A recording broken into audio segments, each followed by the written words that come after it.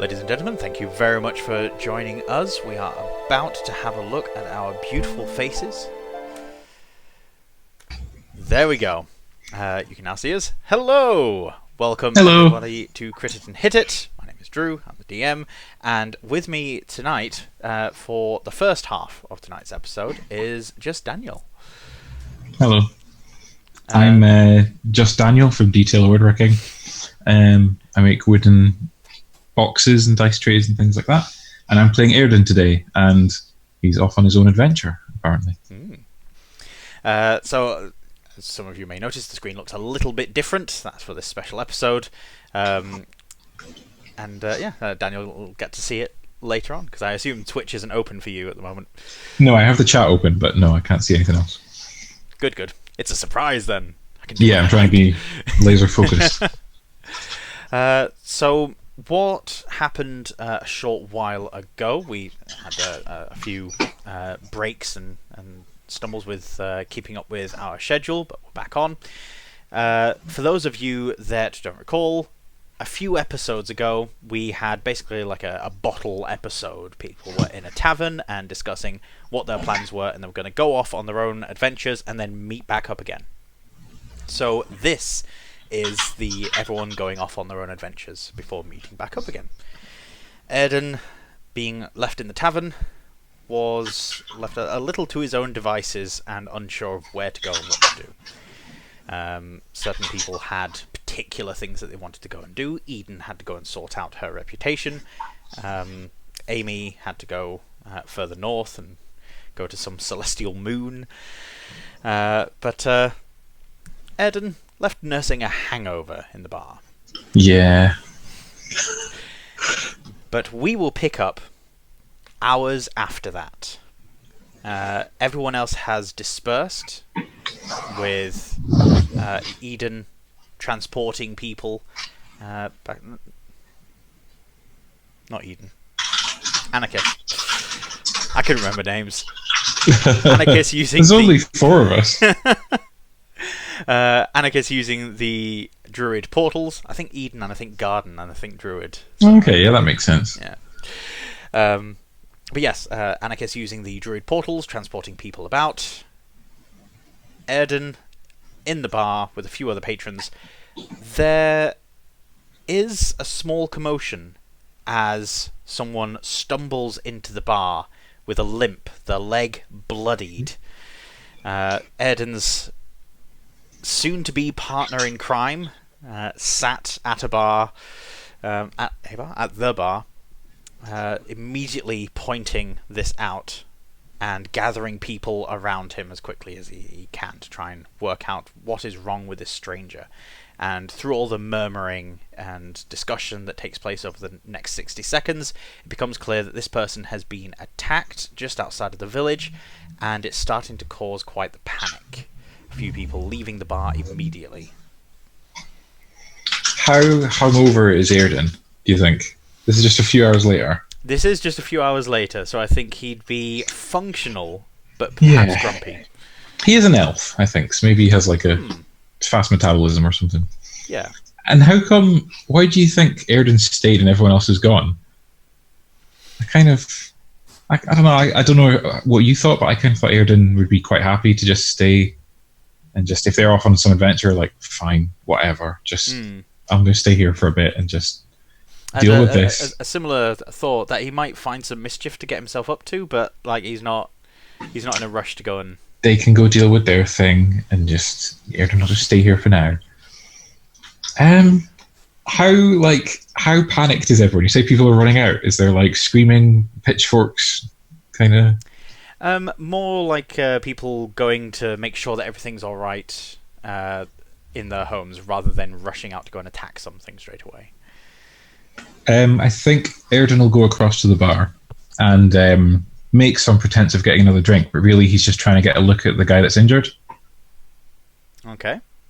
Give me a perception skill check. Let's see what Airden manages to pick up. Well, I'm putting this down to Airden still being a bit rough, but that's a 9.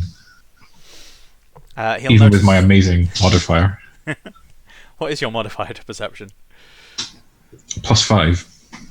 Wow. Yeah, but not today. Your elf eyes see not a lot. Airden, having a look, sees that this person's leg is strongly cut to ribbons. There are very strong lacerations across their upper thigh. There is blood streaming down into their boot. There is discoloration to the leather. And this person seems out of breath. They've definitely been attacked by something. It doesn't look to be an animal attack. It looks too focused and straight-edged for something like that. What does he look rich? Is he like a poor, like farmer, like field hand, or is he like a commoner, or is he does he look to be someone of importance? He looks like he's not from around here. He's wearing very fine clothes. Looks like he's got a bit of money behind him. I think Airden will kind of... Who else is at the bar? Is it just him, and are people still gathered around him, or are they running off? There are still people gathered around him. A few people still gathered around. Okay, I'll just maybe just listen in, and just kind of nonchalantly, just as if I'm sitting at the bar. All right. The conversation quickly turns to what happened to this young gentleman, and he lets you know with his long whiskers becoming more plain to see. This person is covered head to toe in fur. He's got very feline features to him. He relates that he was travelling along the road with his daughter. He runs a trading business, part of a larger guild, and he was attacked on the road by what he first thought was bandits, but he later found were people with more unscrupulous desires. They captured his daughter, who is young, less than 10, and they needed her for some blood sacrifice, he overheard. Oh, okay. That's not great. Is it obvious to me who's kind of in charge of this town? Is it like a small little village? Is it just a collection of... It's a very small village. Yesterday will have been when they were putting up a lot of decorations for a harvest festival. So there's definitely some organisation here, but there's no obvious like town mayor. It doesn't seem like this is the sort of place to elect people. Okay. I'll pull out... I'm sure I must have a dagger or a knife. I've got like a knife. I think you do, yes. It's somewhere, yeah. I've got a little, even like one for cutting apples or something. And I'll just stab it into the bar, just quite loudly and making a show of it, and wait for everyone to kind of, I don't know, see if they turn around or something. Everyone does stop, and they all slowly turn towards the dark stranger on the bar. Being the most mysterious Airden can, he goes, "So, it seems that there's a problem here. Your town may be in danger. I've seen this before. If it's not dealt with quickly, then these people grow stronger and more bold, and next thing you know, people go missing from their beds, and worse. So maybe you're needing someone to deal with this for you." Give me a persuasion check. Oh, for fuck's sake! A crit 1. I guess I don't even add anything onto that. I don't even know what that is. I add on 0 anyway. Persuasion. You do see a few people looking to each other skeptically, and as one of them looks like they're about to voice their objection, this short, stubby man hops down from his stool, cracks his knuckles, and wanders over to the side of you, slapping your knee, and then addressing everyone else. You see, folks, it's fine upstanding people like this to come and rescue towns like ours that we need more of. Aye, lads, that's what we need. A fine adventuring sort. This here's our man. He don't want gold nor riches. No, he wants just to save people. Ain't that right, stranger? Well, gold and riches, I mean, certainly help. A man has to make a living, as I'm sure you'll all agree. And everyone's going to be in your debt by you performing this act of heroism. Yes. Ain't the right, folks? And everyone slowly looks to each other and nods.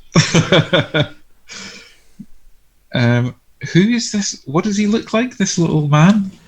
He's just hit me on the knee. He's just touched my clothes.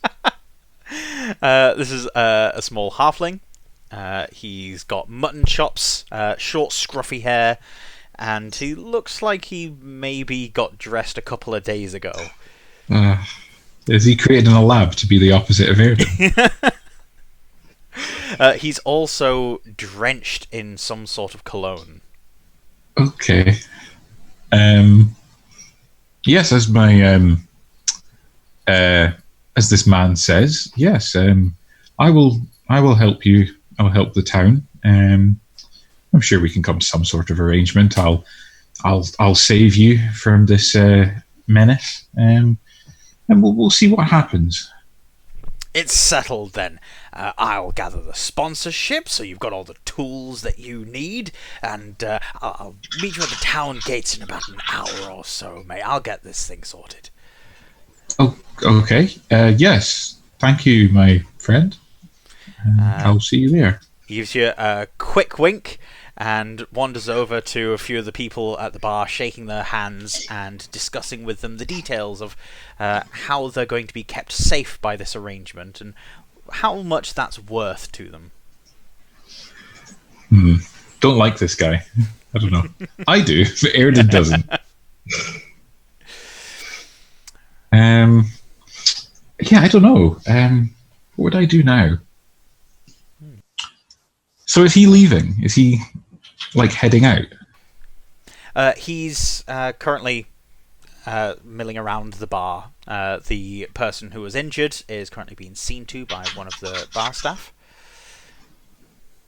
Yeah, I'll go across and see the person that's injured. Okay. Yes, I'll go across and see the guy that's injured and just, I don't know, see what I can learn. See if there's anything that would be obvious to me. I imagine Airden's got a lot of expertise in this type of thing. So as you go over this guy, like I said, fine clothes. He's got this strange design to them that looks like it's from a distant and exotic place. He's also got by his side a bulging coin purse, which seems to have been untouched in the raid. I see.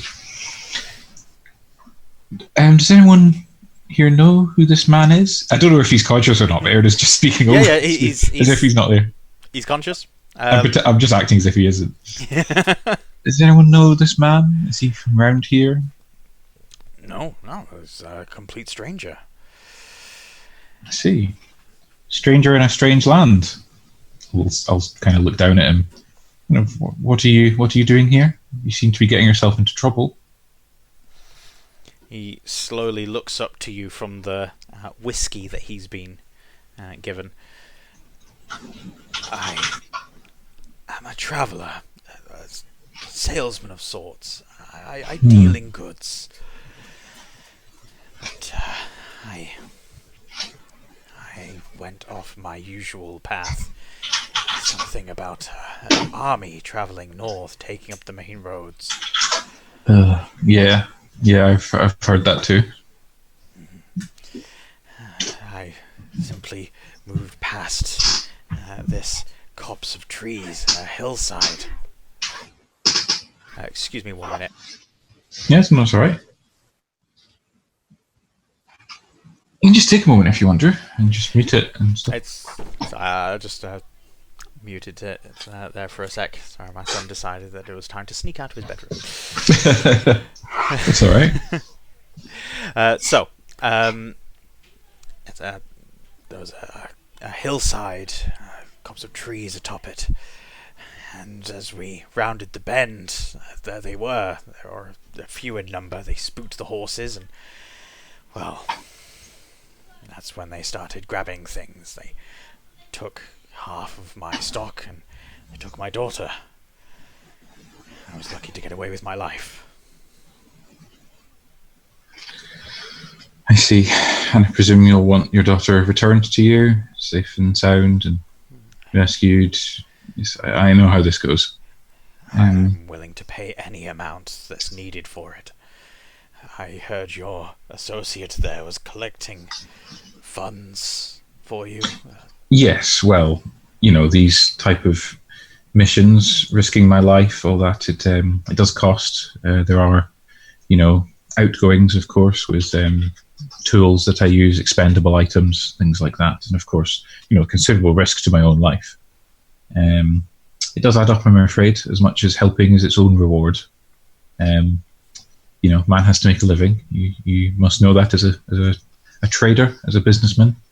I do. But yes, I will happily help, and I will bring your daughter back to you if I can. I will do my best. But yes, what you could give would be appreciated. He shifts himself in the stool to lean closer to you and get a little out of earshot of the farmers and other patrons that are now getting a bit more distracted by this halfling anyway. Don't let anyone make you feel embarrassed. What you offer to do is braver than anything that these people are doing for me. That in itself deserves reward. They may say that altruism is the way of heroes. Not so. Altruists and people who blindly go into danger for no reward but the good deed itself end up killed, and no further good deeds can be done. I couldn't agree more. People like you and I. We make the world continue. I think we have an understanding. He reaches down to the bulging coin purse, sets it on the desk. I believe you have a ways to travel.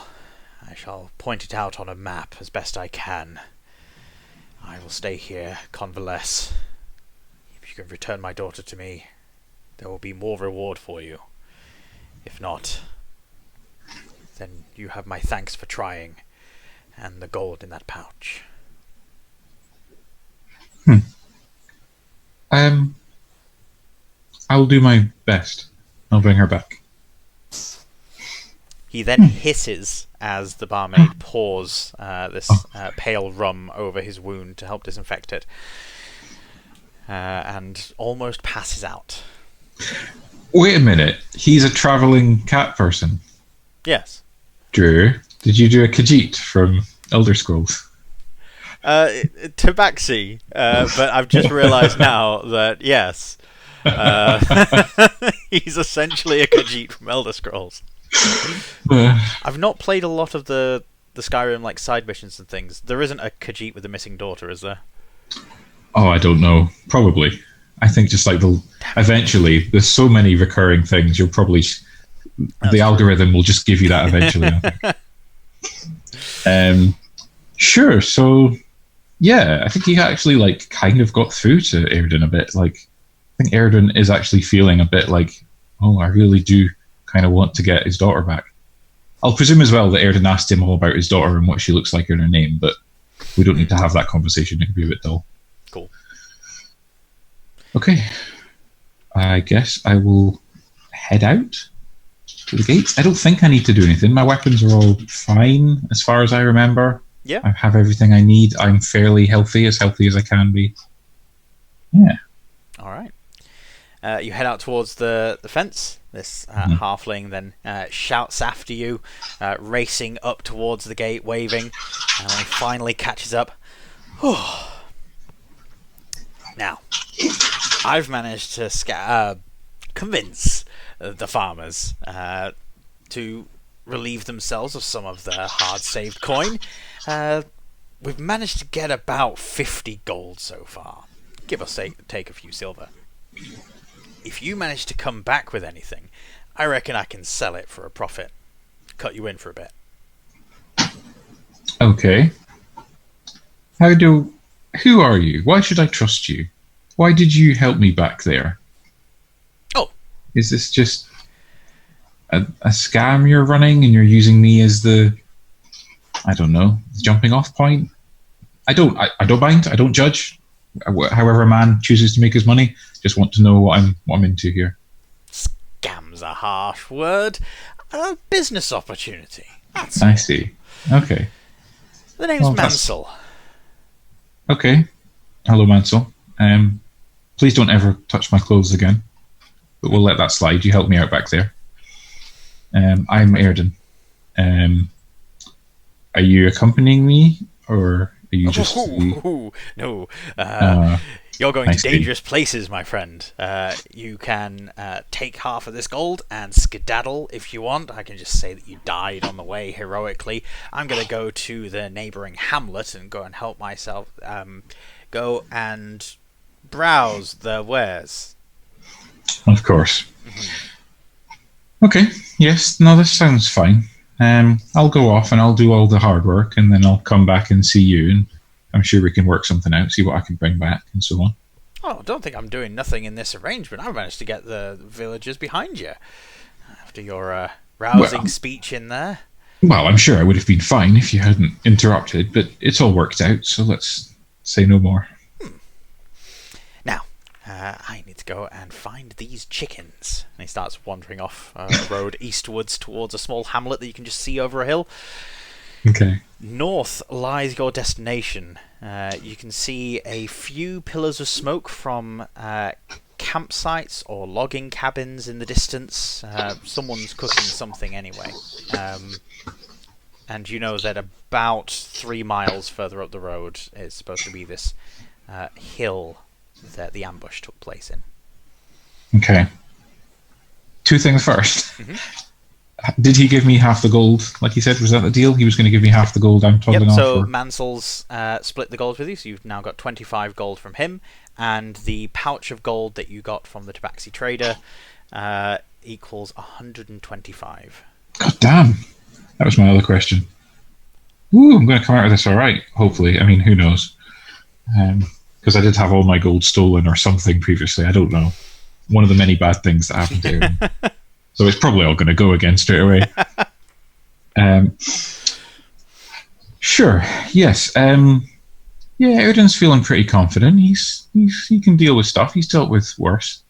He's just off to. It's just kind of, I think he sees it as just another job, just run of the mill. You know, people in distress, some bandits, maybe like a small cult. Like he'll go off, sort them out. You know, maybe take the daughter back, hopefully, but. You know, or if he can't, then, you know, at least he can go back and tell the village they're saved and get a bit of that, you know, everyone can celebrate him and he can just, you know, really suck that up. So to travel further up the road and find some clues at the attack site, I'm going to ask you for an investigation skill check. Okay. Oh my god. Right, I'm putting all these down to Airden still being a bit rough. That's a 6. 2 plus 4. You find that it looks as though there were maybe 4 or 5 people that jumped the wagon. The remains of the wagon you haven't been able to find. There's a lot of blood on the floor, most likely from the horses. Can I tell? Sorry, go on. You can see that there are some furrows dug into the ground lightly, as if something heavy has been dragged in a particular direction, which seems to go around the hill and into a small, not quite cave, but just dent into the hill. How dark is it, or how light is it? What time? I forgot to ask what time of day it is. It's middle of the afternoon now, from your journey. Okay. So is there only seem to be one path, like the way they dragged this, and as you say, it's leading into a little kind of dent. Is there any, I don't know, maybe go through the trees or something? I don't want to just walk straight towards the you know, obviously where they'd be waiting or where they might be watching. I don't know, anything I can do to... Yeah, so you want to climb up the hill to the trees on top of it? Sure, yeah. Maybe just do a little kind of circle around flanking, get a lay of the land, see if I can see any more clues, stuff like that. Don't just want to go diving in blind. Alright, your choice of either a perception or investigation check. If it's investigation, I'll assume that you're touching a few things, like resting on trees or like trying to find stuff. If it's just perception, you're just looking, standing back. I don't know. I know which I'm higher in, but I think it would be more realistic that Airden would do investigation. Oh, 14. 18. Excellent. Going up to the trees, you find that several of them are marked with what you can only assume is some sort of like thieves' markings, things that rogues, vagabonds, and ne'er-do-wells would use to help communicate with each other. One of the trees, however, is fake. Just by knocking on it, you can tell that it's hollow and has a stone base that's been painted to look like a tree. The front of it has a hinge. You can open this wooden hinge and see this stone plinth inside, and there is a gear lever that you can pull towards yourself. Yeah, totally going to pull it. As you pull this lever, you hear a massive clunking sound, and the platform that you're standing on descends and begins to rotate slightly. Okay.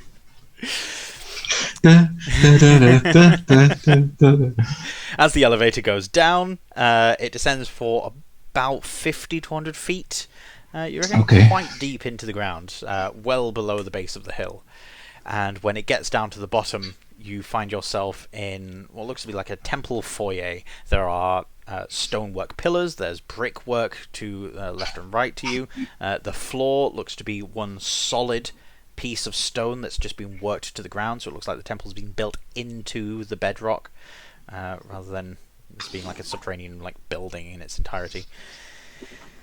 Ahead of you, you see that there is a small brazier. Not brazier, as I used to pronounce it. This brazier has some hot coals in it that are lightly smouldering and giving off a small amount of light, but whatever fire was lit in it has been left to simmer for a while, and it looks like it's almost dying out now. Beyond that, you can see that there is a further tunnel leading away, and that the room that this foyer area that the lift has descended into, where the brazier is, expands to the sides. There may be other exits out that way, but you can't see from where you are. There is a small stool set near to the brazier, and a mug of a drink. Okay. And I can't see anyone about, no movement or anything. Not as yet. Okay, so it's quite dim in here, I think. Just little brazier lighting things. Or... Very, very dim. Yeah, I think if Airden maybe scout, he'll skirt around the edges, staying in the shadows, near the walls. He doesn't often get a chance to use his stealth. And yeah, I just think get a better lay of the land, kind of see if there are other exits, see if we can see any other signs of movement or someone nearby. To the left, you see that there's a wooden door that's been installed since the construction of this temple. It's been an added feature, blocking off a doorway. That's closed.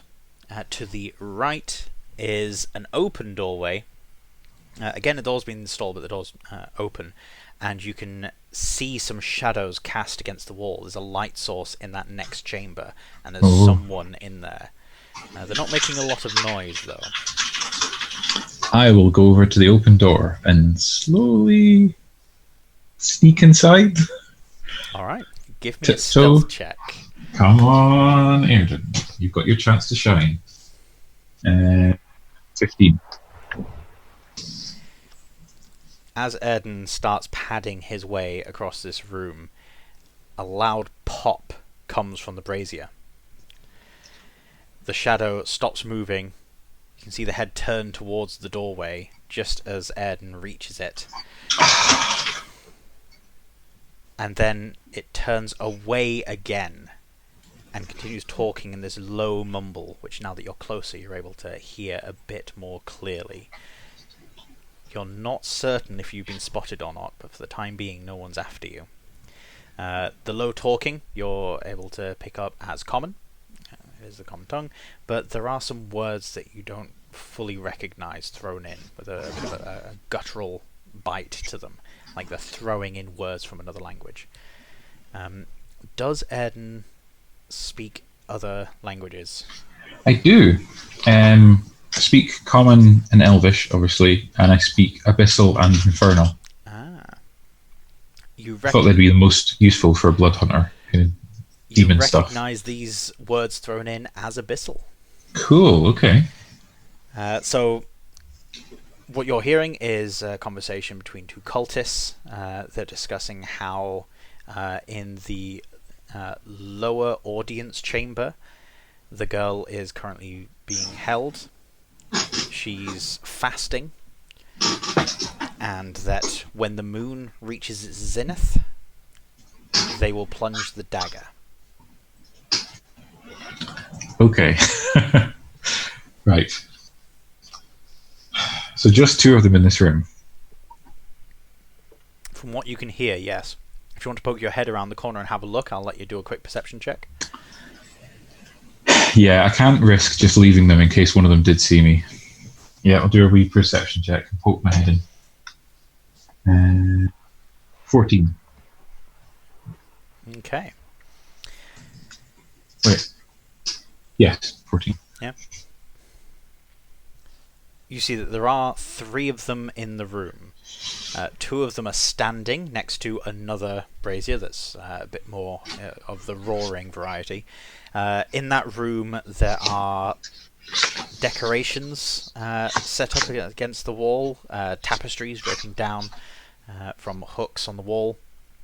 There are also, sitting in stands, what looks to be needlework of various symbols, most of them relating to a familiar figure to Airden, that being Ayala, the Blood Queen. The third person is sat, again, on a stool in a corner. They appear to be asleep.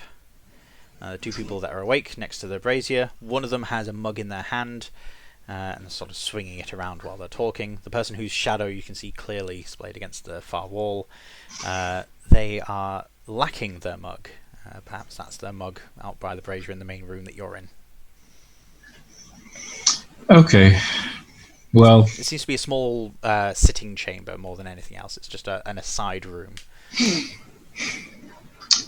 Well, we've come up again against what Daniel would do and what Airden would do. But I think we all know what Airden would do. Right, okay. I will, as quietly as I can, load my crossbow. And then I'll step out of the shadows, and I'm going to point it at the one who doesn't have the mug. Mm-hmm.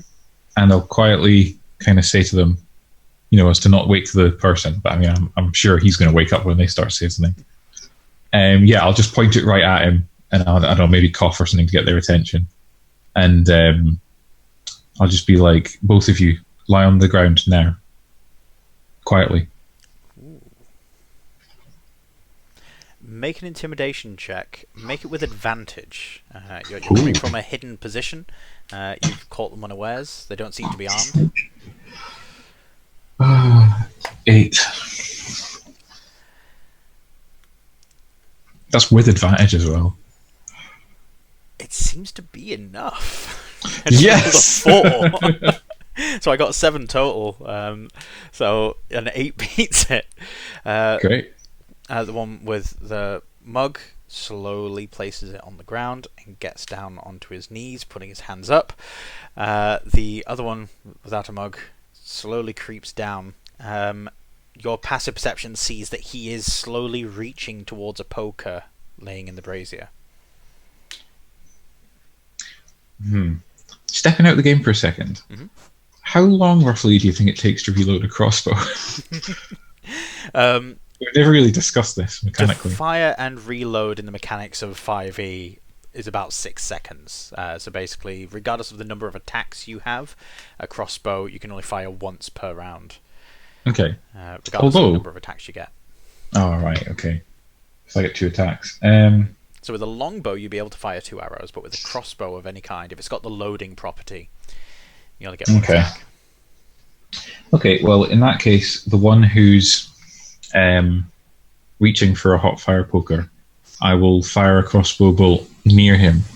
I'm aiming not for him, but near him to kind of, I see you, watch where you are. And then I'll start reloading. Okay. Give me an attack roll. Okay. The armor class for missing him will be quite low. So this will be armor class 8. But if you miss, you'll hit him. I got 16. Okay. So you managed to hit near the bolt, clacks off a bit of stone right near his knee. He's immediately shocked and goes right down to the ground, face down. Okay. Are they doing anything while I'm reloading? Or are they still... The one that had the mug and set it down, he's still on his knees and still able to see you. While you're reloading, he'll glance his eyes to the sleeping one in the stall who's still sleeping, look back at you. Who are you? I'm an agent of Ayala.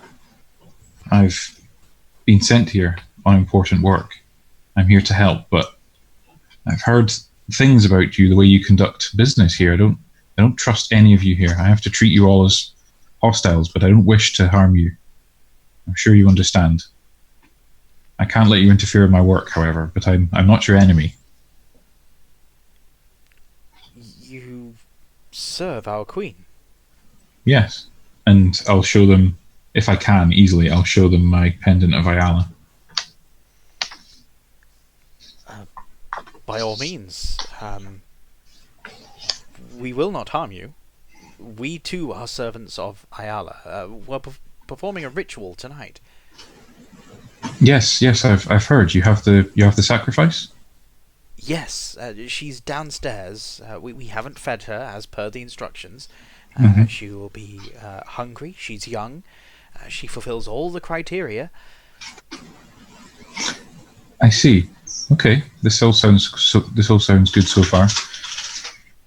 I think Airden will kind of like sigh and lower his crossbow and maybe like kind of help them up and be like, my apologies. I have to, in my line of work, I have to treat you as hostiles. I did hear rumors that you were acting like bandits and savages, putting a bad name, and I didn't know what to expect. My apologies. It has been a difficult year for us, but when we heard that you were coming, we knew we had to make the proper preparations and quickly. I'm sorry that it was so slapdash. It wasn't my fault. The current acting high priest is somewhat of a zealous sort. Not my doing, of course. Well, that can have its benefits as well. It can indeed. Whatever you'd like me to say, yes. No, it's fine. I won't mention anything. Just go about your business, I presume. Stay here. I don't. I came through the nearby village.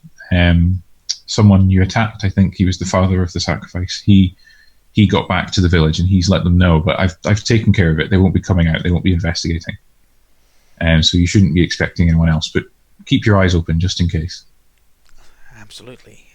I'll make sure that we send Bertrand to go and watch the door. He then picks up his mug and splashes it all over the sleeping person. Splutter. What are you doing? Bertrand, you need to go and watch the door now. The High Priest is here. I'm really sorry. He gets up, grabs a heavy iron mace that was resting on the table next to him and rushes out the room, runs back again, grabs the hot iron poker and rushes out and starts stoking the brazier in the main chamber, starting to get it flaring up again. Brilliant. Just before I kind of move on, I'll say to them, if you can maybe go out by the front entrance. I came through the secret entrance, of course, but it's fairly obvious from the path.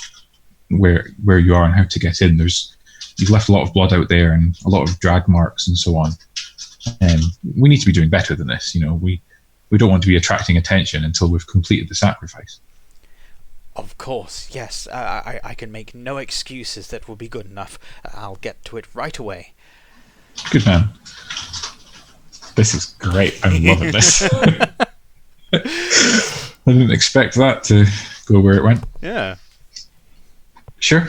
Okay. Okay. You've got the sort of main thoroughfare leading away from that chamber, and the closed wooden door as well.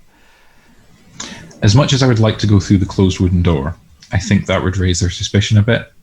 So I will just keep going along the thoroughfare. I'm sorry if that's where the master key or whatever is in that door, Drew. It's absolutely fine. As you're just ripping out pages and throwing them away.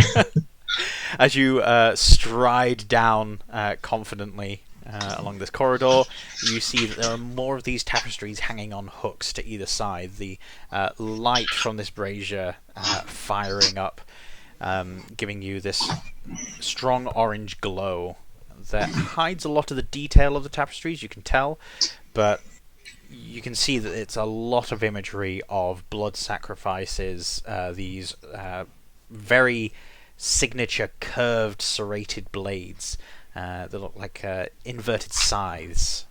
The way they're being handled, the blade curves back strongly, and it's serrated on the outer edge.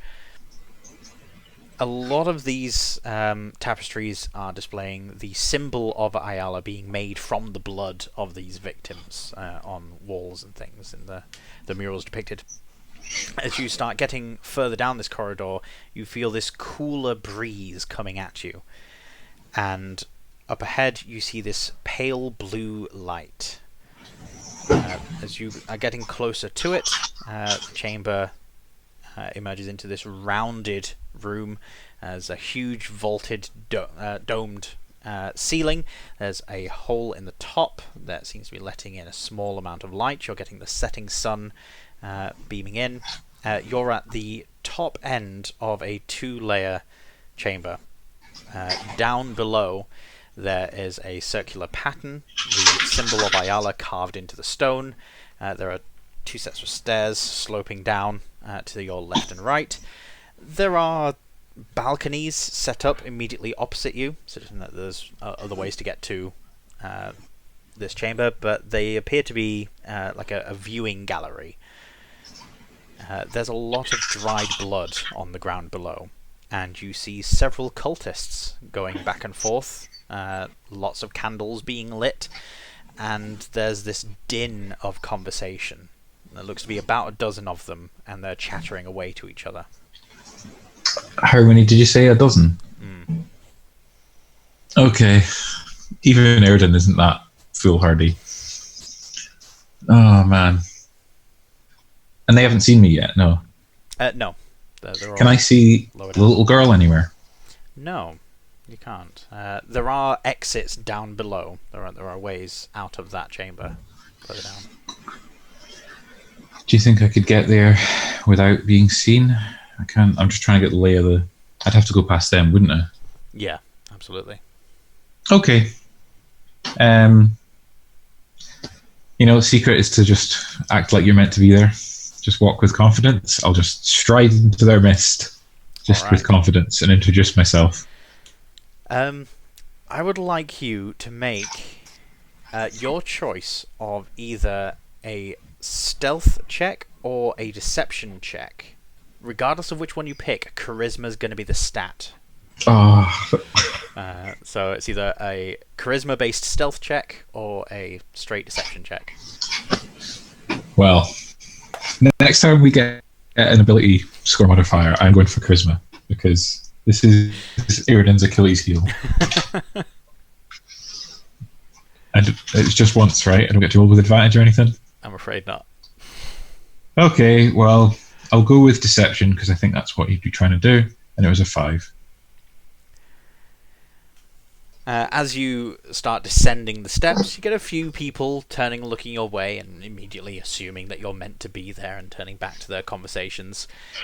You get down into the room. You're amongst them all. They're all around you. You see a few of them turning skeptically towards you and then whispering to their friends. And as you get towards one of these exits from the chamber, an arm blocks your path. And an elf leans in close to you, pulling the hood back. Hello, Airden. Oh, fuck! No, I should have thought of this. Oh, of course. Stupid Airden. This is, in fact, the elf that you fought, the one that captured you before. Yeah.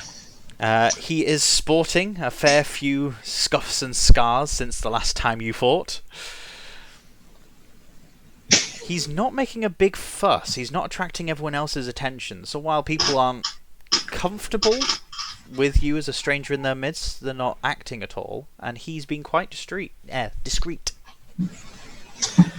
What was his name again? I can't remember. I have it written down somewhere. I also have it written down somewhere. Too far back on my list. Yes. I can't recall, but let's give him a code name of Scar for now. Sure. Oh, hello. I've been looking for you. How have things been? Itchier. Oh, okay. How come? You don't still have any hard feelings about what happened before, you know? I was with those others. I have to put on an appearance, you know. Don't we all? No hard feelings. It's always just business, isn't it? Well, my apologies. I didn't really realize who you were when I fought you, and I didn't realize what was going on and your ultimate goals. I got a bit caught up in, pretending to them and playing nice and that we're off heroes and adventuring and all that rubbish. What can I say? I'm to blame. It's no excuse. But you seem to be doing pretty well. I'm catching up. Things have progressed since my secondment into the Edel travelling army. Speaking of, I need to return before this ritual is complete. If I catch wind that this ritual was disrupted in any way, I'll be seeing you, Airden Scepter. Oh no, you misunderstand. I'm here to help. I've kind of, I don't know, seen the light. That's the wrong term, really. It's kind of seen the dark, but you know what I mean. I'll let you reattempt your deception check. Yeah. Oh my god. Airden just can't catch a break. 4. Oh, wow. Yeah. I get 0 to add on for deception. I mean, I have not been rolling terribly well. I've made a couple of good rolls, and then you know this just turned up on his insight. Well, either way, I'm going to put this. I've got 2 d20s. That one I'm going to put away because that one has done terribly, and I'm bringing up my other one. I'm not superstitious, but it does seem to make a difference. Punish it. Yeah.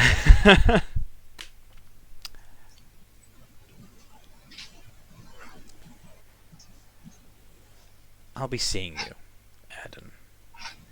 And he moves his arm out the way and slowly strides up the steps, being flanked as he does so by a couple of other cultists that break themselves away from their conversations and go with him up and heading towards the lift that you came in. Okay.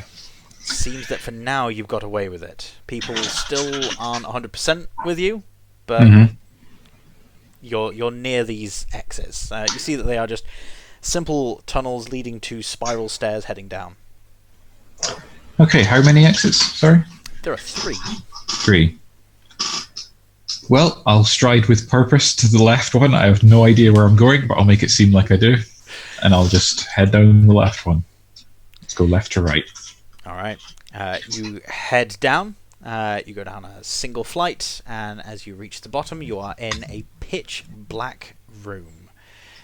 With your dark vision, you can see that there is a cage in front of you. It's got a lock built into the door, and there are large shapes moving beyond the bars. You can also smell that this area smells strongly of fecal matter. Clouds are forming.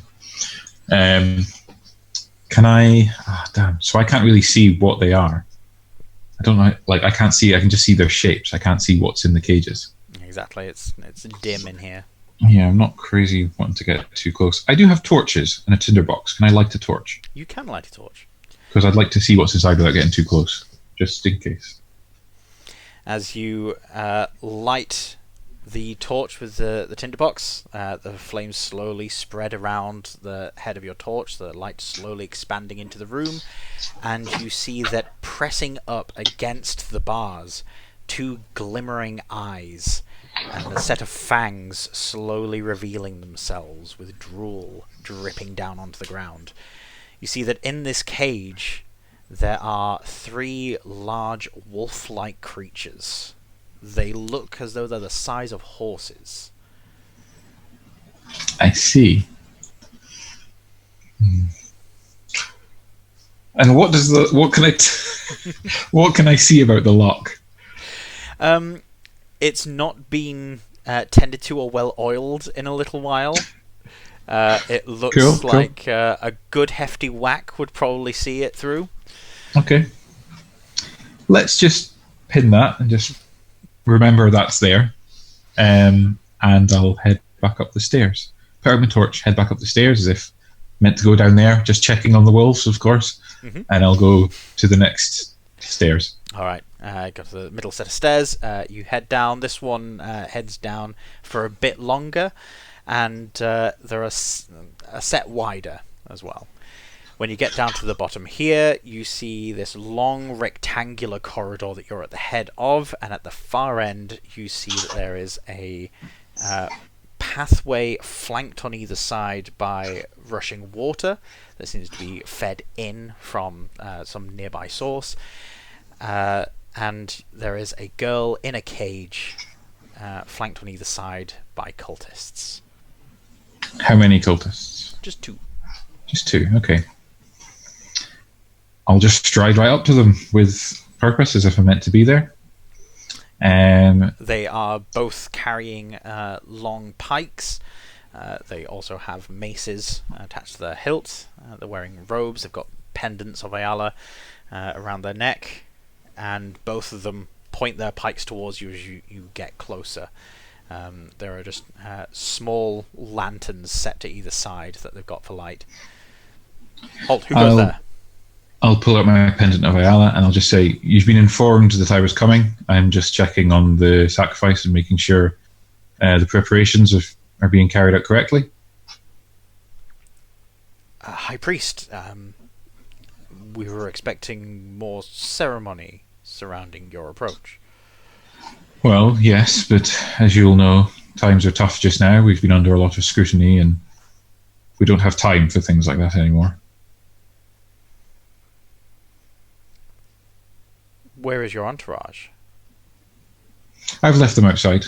I didn't really want to attract attention. The nearby villages have been alerted. Some of you were foolish enough to draw attention. You didn't kill the father of the sacrifice, and he's now alerted to the nearby village.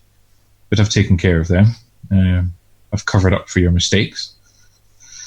But yes, they'll be staying outside just now and making sure that we won't be interrupted. The sacrifice tonight must go ahead, as you know. But yes, I'm just coming to check up that there haven't been any other mistakes. Everything seems to be going well down here. Give me one more deception check. Oh, come on. Good dice. Come on. I really need a good one now. Oh, yeah. What do I got on? I don't know. Nothing. 19, though. 19. He seems to be thinking for a moment. And then puts his pike next to him, the other guard doing the same. My apologies, High Priest. We've had issues with infiltration recently, and there's this group that I'm certain you've been informed about by your retinue. They're getting rather close. Yes, unfortunately. We all have to be very careful. Yes, you're just doing your job, of course. I have been travelling for a week. I presume there hasn't been any more developments with them. You sound worried. As far as I know, we haven't had any interactions with them for the past while. No, but we have augurs. They foresee danger coming soon. Of course. And they see something coming? I've not been made aware of any of this. They see an elf, sire. Someone with a flashing blade. Yes, okay. That was Daniel. Okay. Yeah, I'll delve a little deeper. Kind of a flashing blade? Yes, a blade of light that they see. You understand it's all metaphor that they see in their visions, but we're refusing to take things lightly. We've sent the other elves home. They've been disbanded and sent away from this ritual. Mm-hmm.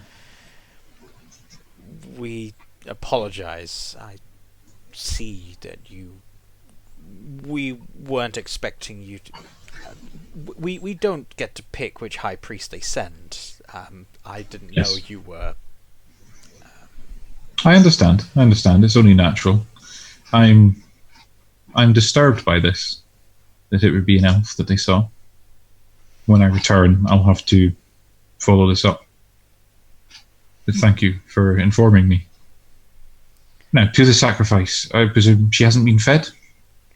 Yes, as per the instructions. She has been starved thus far.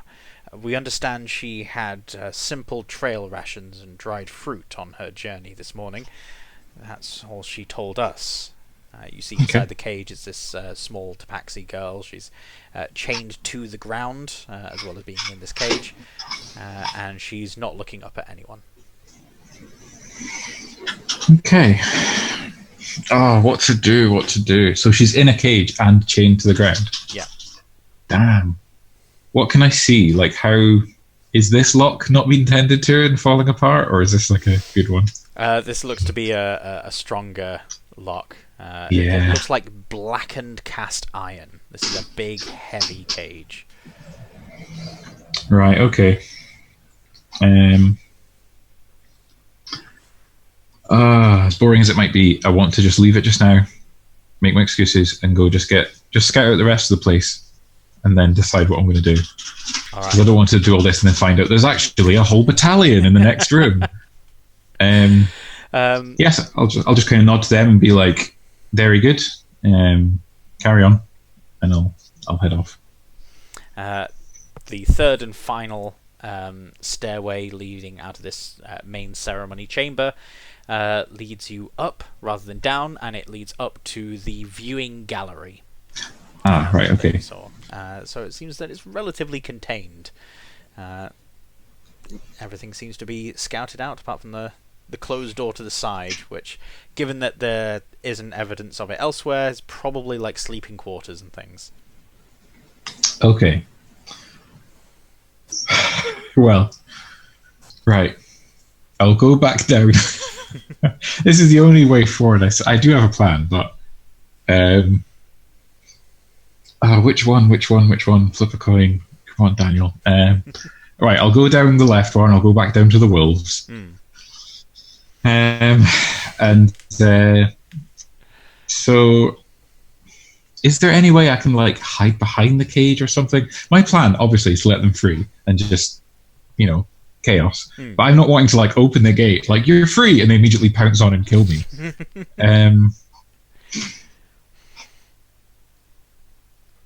While you had the light source, you'll see that the cage is built into the wall, but it's not blocking off the entirety of the room. It's set against a corner.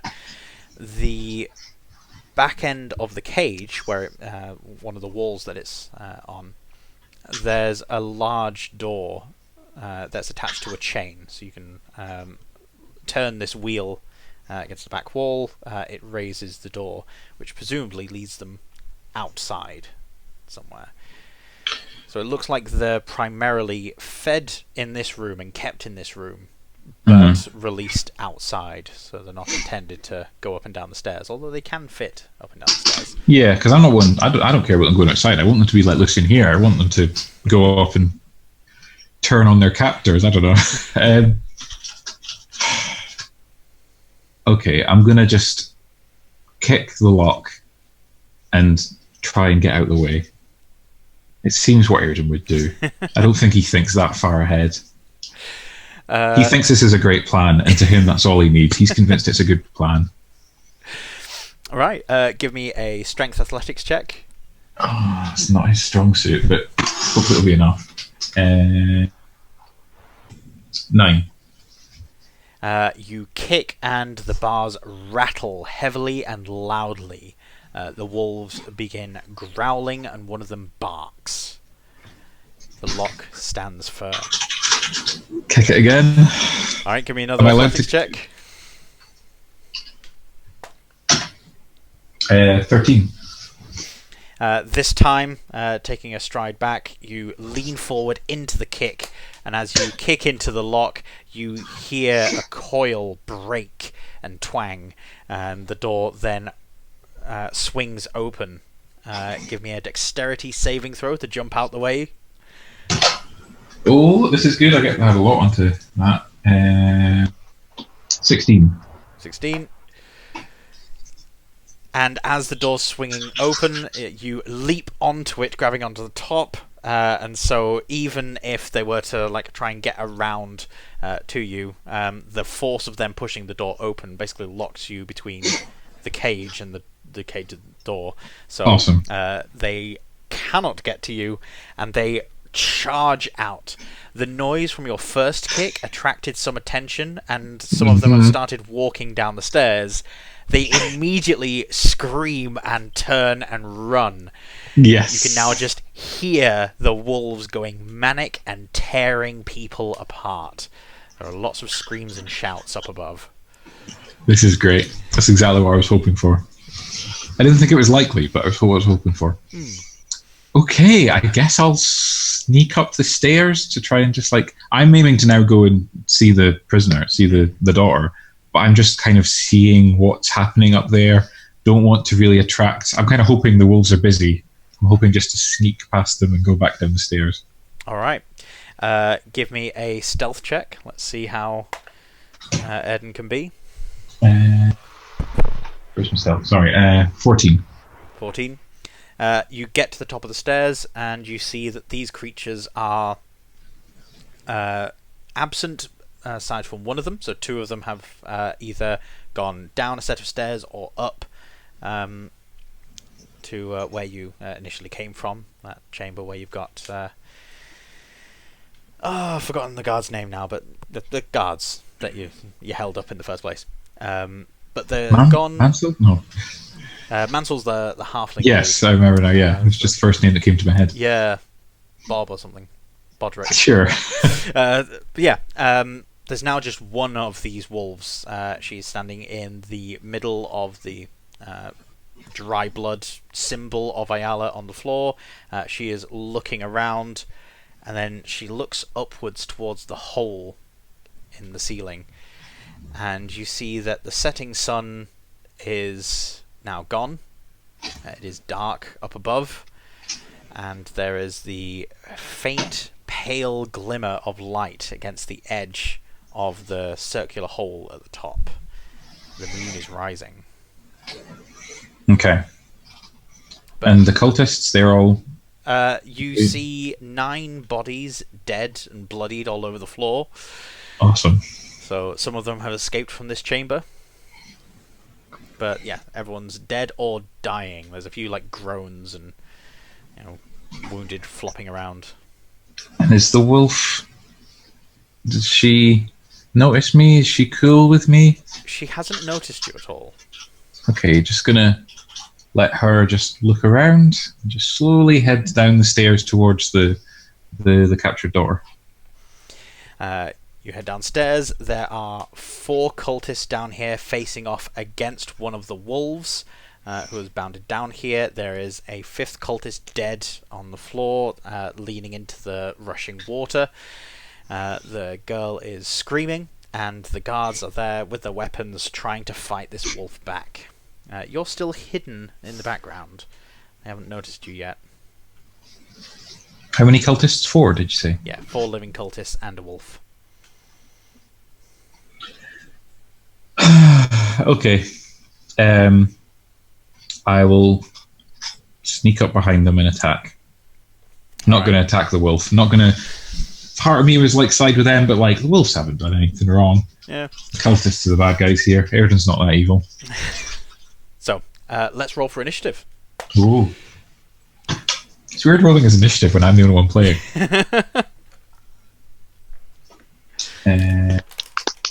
12.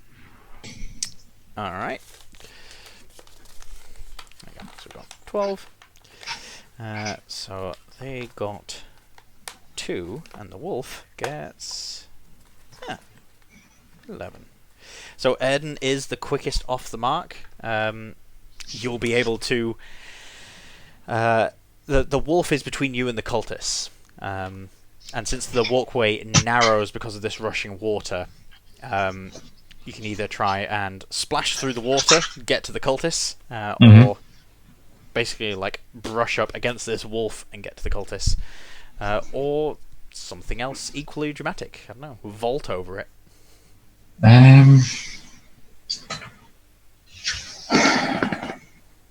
Okay.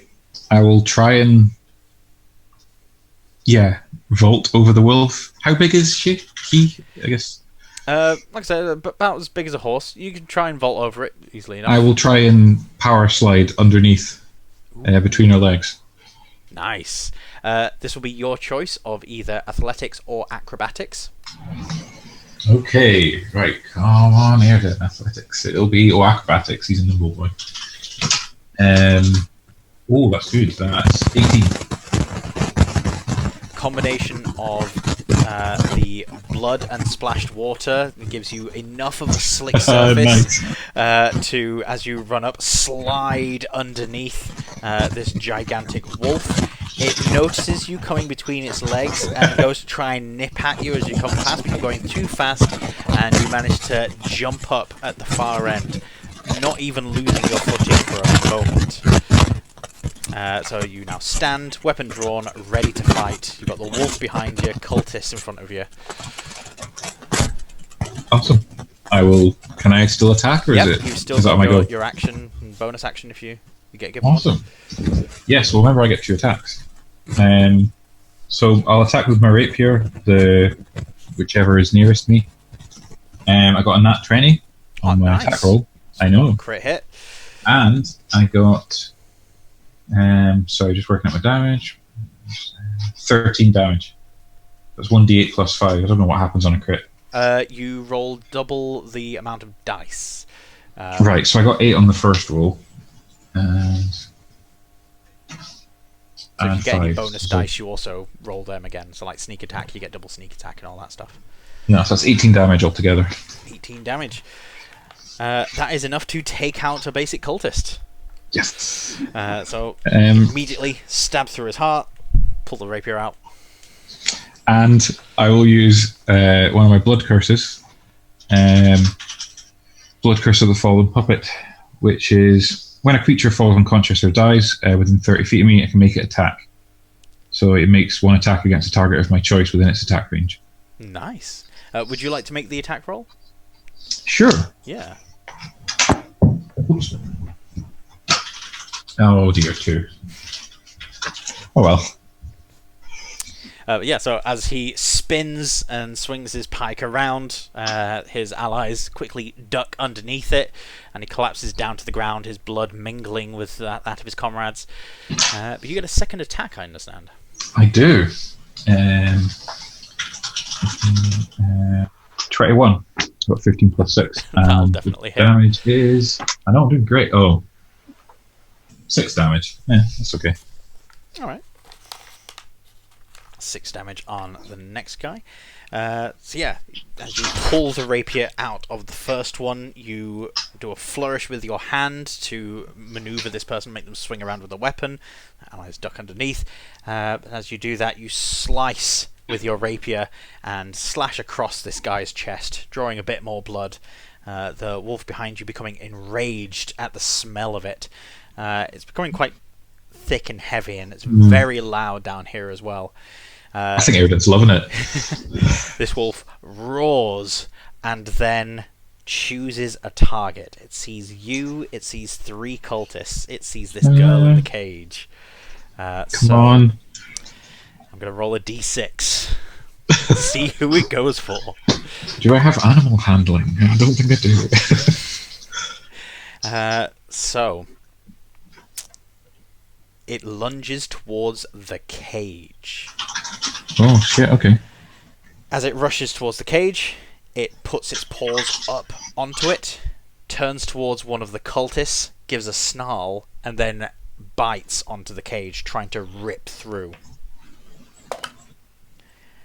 As it pulls back, after trying to rip at the cage, one of the bars has bent outwards. It's not broken through, but it's damaged. The cultists, all 3 of them, have decided that Airden is definitely a threat. Yeah. The wolf is also a threat. They want this sacrifice. So, one of them is going to go for the wolf, 2 of them are going for Airden. Okay. So, one with his mace. That's a 19. What's your armor class? Yeah, that hits. Oh, yeah, that hits. And the second one with a pike will also go for you. That's a 17. Yes, that hits. Airden's very delicate. He's like a glass cannon. Yeah. Alright. Well, actually, no, that suggests that he can do a lot of damage as well, but he can't. He's just like a glass, I don't know, ornament. That is 12 points of damage between the 2 of them. Okay. Right, that's fine. So, pike into your shoulder, mace like slamming into your chest, and this other guy launches his pike towards the wolf, stabbing into the side of it. And as he pulls it back, the wolf gives out a mighty howl. Airden, it's your turn again. Okay, I will do the thing with my sword, because I'm a Bloodhunter. I have a Crimson Right. Yeah. So yeah, I take damage to set fire to my sword, and it does extra damage. So sorry, 2 seconds. I've just got to roll to take off health for me. Okay. And yes, I now do extra fire damage. Sorry, I should have had this looked up. Right, okay. Right, so yeah, I will attack. So the 2 guys that were attacking me, is either one of them the one who I'd previously hurt? Yes, the one with the mace. Well, the weaker one I will go for again with my rapier. Okay, make an attack roll. That's a 18 to hit. That definitely hits. And I got 13 piercing damage and 2 fire damage. Oof. Yep, he's dead. Yes. It's 21 damage total that he's taken. And I can now use my blood curses twice a day. So I will use blood curse of the fallen puppet again. Ooh. So I get him to make an attack. Make an attack roll for him. But I will also amplify it, which means I take more damage to myself. But the attack and damage roll gain a bonus equal to my wisdom modifier, which is +2. Ah. So 2 seconds, I'll just take that. That hit. This isn't great. Okay. Just hurting myself even more. 19. Yep. Plus 2, 21, yeah. Absolutely hits. So as he spins around with his mace, clocking the other guy across the face. Okay. And You've got plus 2 to whatever damage it is. plus 2 to whatever damage. Ooh, 9 damage. Nice. So yeah, clocks the other pikeman across the side of the face. He spins for a moment, shakes it off. The wolf getting stabbed in the side did not make him happy, and so he comes down. He goes for one of these pikemen, grabbing him, picking him up in his jaws, shaking him from side to side, and then whacking him into the side of the cage. And when she does that, she seems to get a taste for it and keeps throwing her head against the side of the cage, smushing this guy more and more as blood and guts go everywhere, and then throws the body down to the ground, and then turns towards you and the final one that's left standing, and growls deeply. She is attempting to use a supernatural fear effect, which you need to make a saving throw for. Is Airden resistant or immune to any fear effects at all? I don't think so. I'm an elf, so I'm advantage on saves against getting charmed, but no, nothing against fear, I don't think. Oh, okay. I wasn't sure about the Bloodhunter, whether that got something. I have resistance to being scared by some things, but not wolves. I think it's like specific, like fae, undead, stuff like that, but not wolves. Make a wisdom saving throw. Oh dear, okay. 13. You stand your ground. The cultist next to you, however, does not. They immediately throw their pike down and turn to run away from you. This does provoke an attack of opportunity from you. Yeah, totally, I'll take it. Alright. Okay. Reaction, make an attack. Oh no, that's not going to hit. That's a 9. That does not hit, no. Okay. So for a moment you're distracted by these massive teeth in front of you. They don't paralyze you, but you're also not stupid, so you don't take your eyes off them until it's too late to catch this guy with a swing. That's fair. The cultist runs off. It's just you and the wolf now. So the cultists don't get their turn on the initiative because he's bolting. Back to you, Airden. Okay, so it's just the wolf. The cage, she was slamming against it. How's the cage doing? The cage is more damaged. There are more bent bars. You reckon that this creature could probably get through in another 10 to 15 seconds if you're not there. Do you think it would be possible for me to slip through, like are the bars bent in a way that I can get through? You could try and squeeze through if you made an acrobatics check. I think that's my best bet, but the wolf will be in the way, right? She's in between me and the cage. You'll take an attack of opportunity unless, as an action, you take disengage. Yeah, I'll try and disengage. Okay. And I don't know if I get the chance to speak if that mechanically works, but just for a bit of flavour, I think I'll try and, speak in a calm tones, and just as you would with like a big animal, and just move very slowly and just try and move around towards the cage. Just say to her, like, I'm not your enemy. I'm just going to go inside the cage. I'm just going to take her. You can go and see. There's loads of other bad men up there for you to kill and hurt.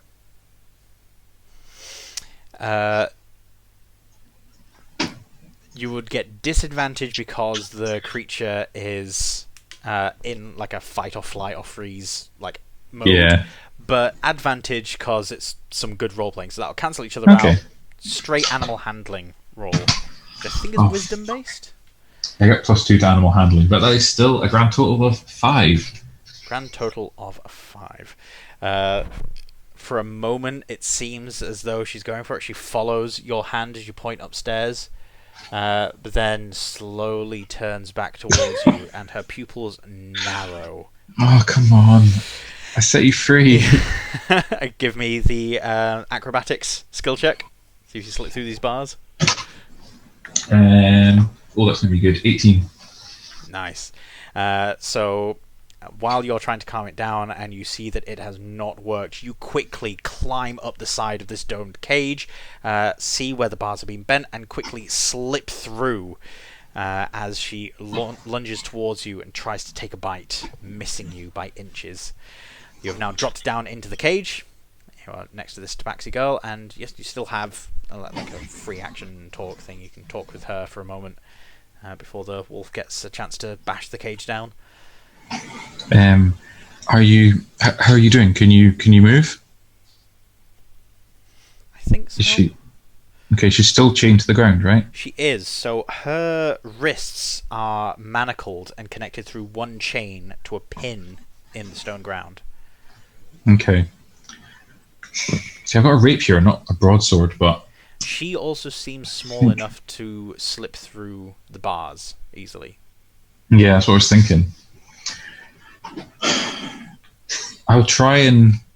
Okay, I'll say to her, look, if we both try at the same time, maybe we can try and get you out of these manacles. I know this is probably not going to work, but let's say it's for her, motivation and stuff. And like, right, let's both, on the count of 3, let's both try and pull up this pin from the ground. Can't be in too deep. We'll get you out, okay?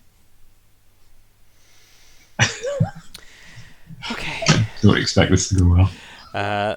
So before you get to make a check regarding this, the wolf is going to bash against the cage. As it does so, the cage rattles and gets very loud.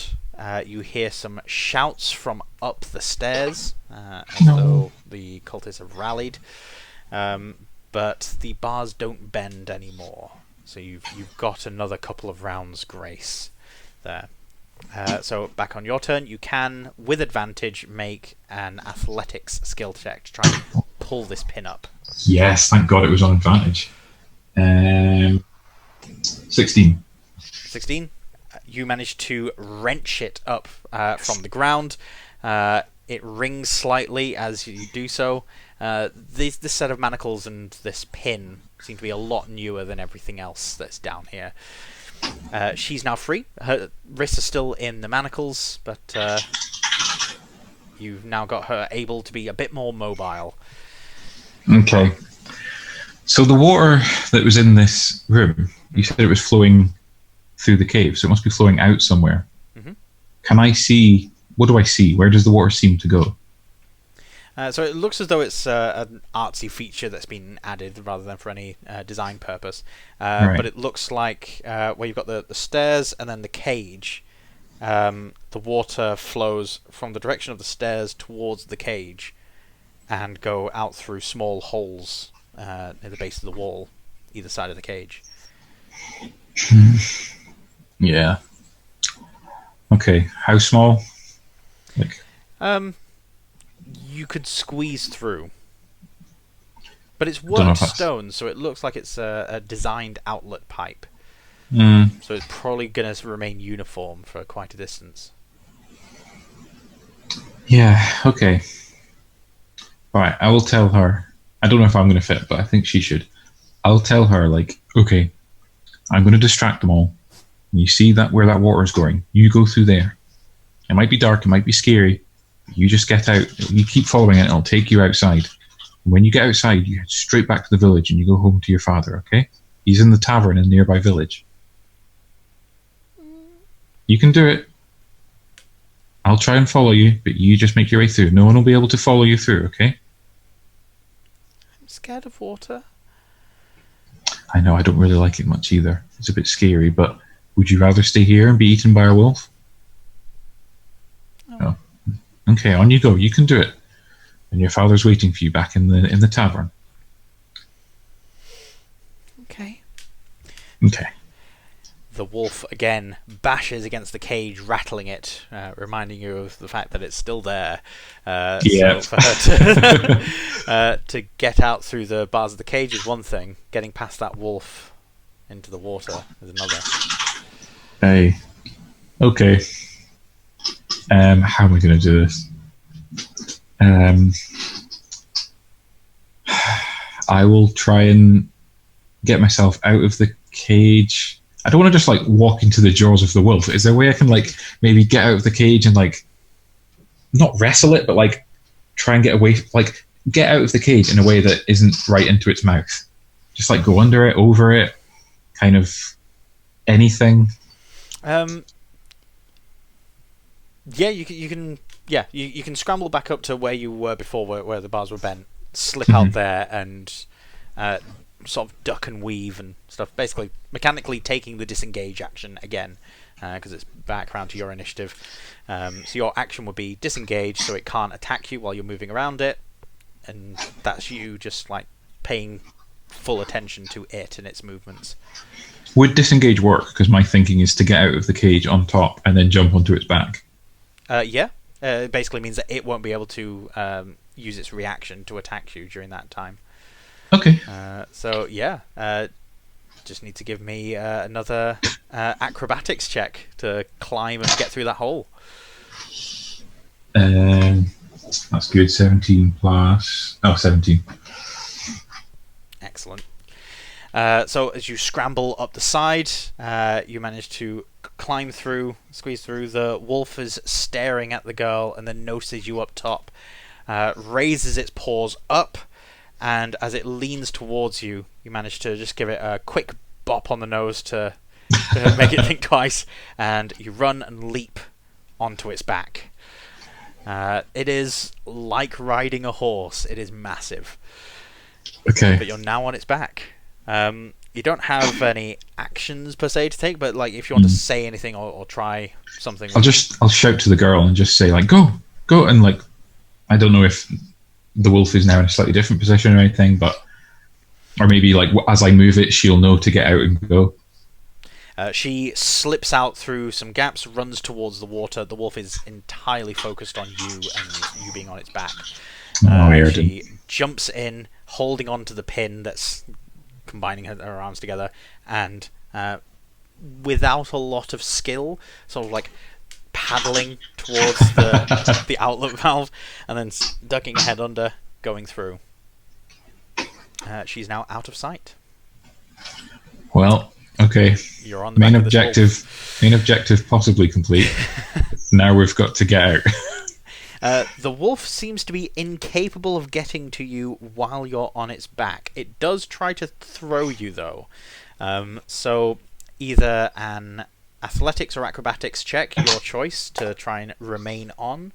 It got a 5. So you just I got 8. 5 plus 3, acrobatics. Oh, good.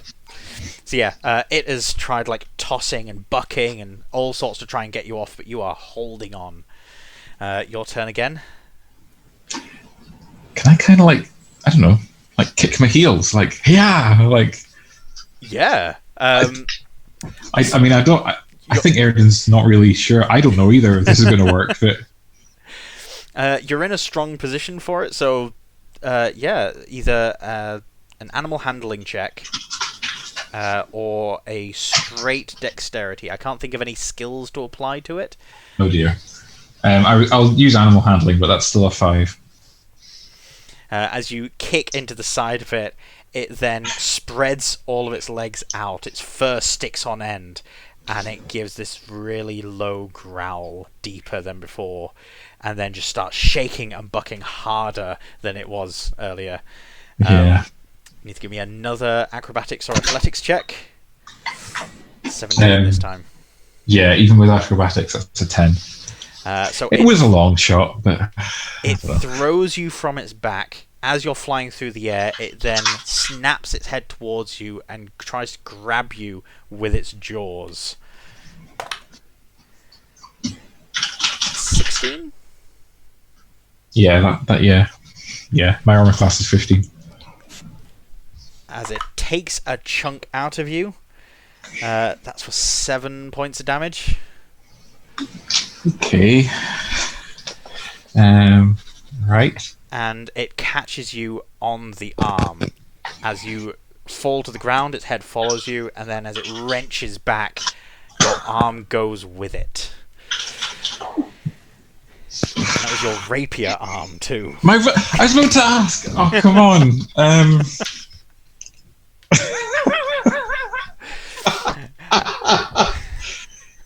Is my rapier with it? No, I guess I was rapier, still holding it, right? Your rapier I suppose will if I'd have been doing fallen all to the that ground. acrobatics. Yeah. Okay, right. So I'll assume you'll have like quickly holstered it or like held it in your teeth or something. Yeah. Yep. Your turn. I think Airden just, for his turn, he just stands there and screams. Like, I don't know what he would do. What is the wolf doing with the arm? Is it still holding it? The wolf still has it in its mouth, yeah. Seems to be chewing it.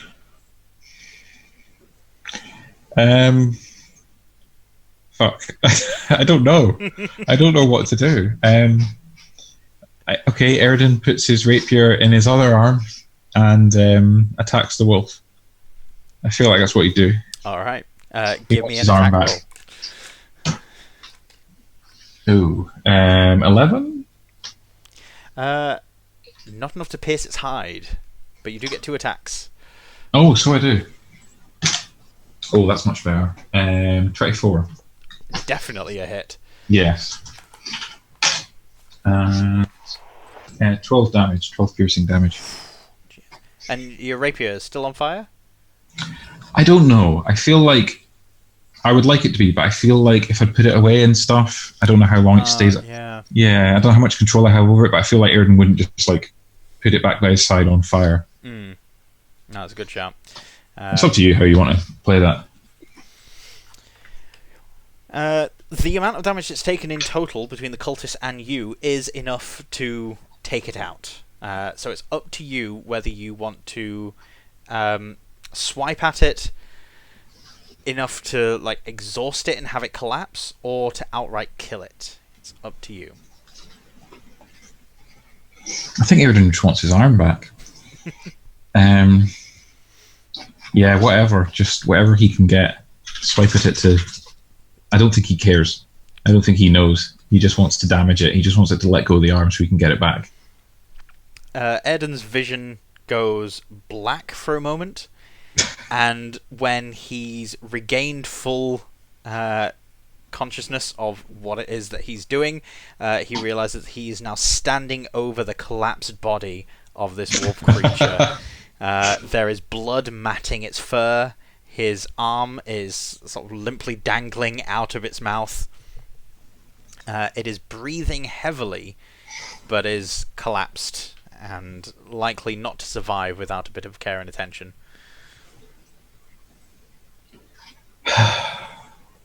Yeah, I'm just going to take my arm.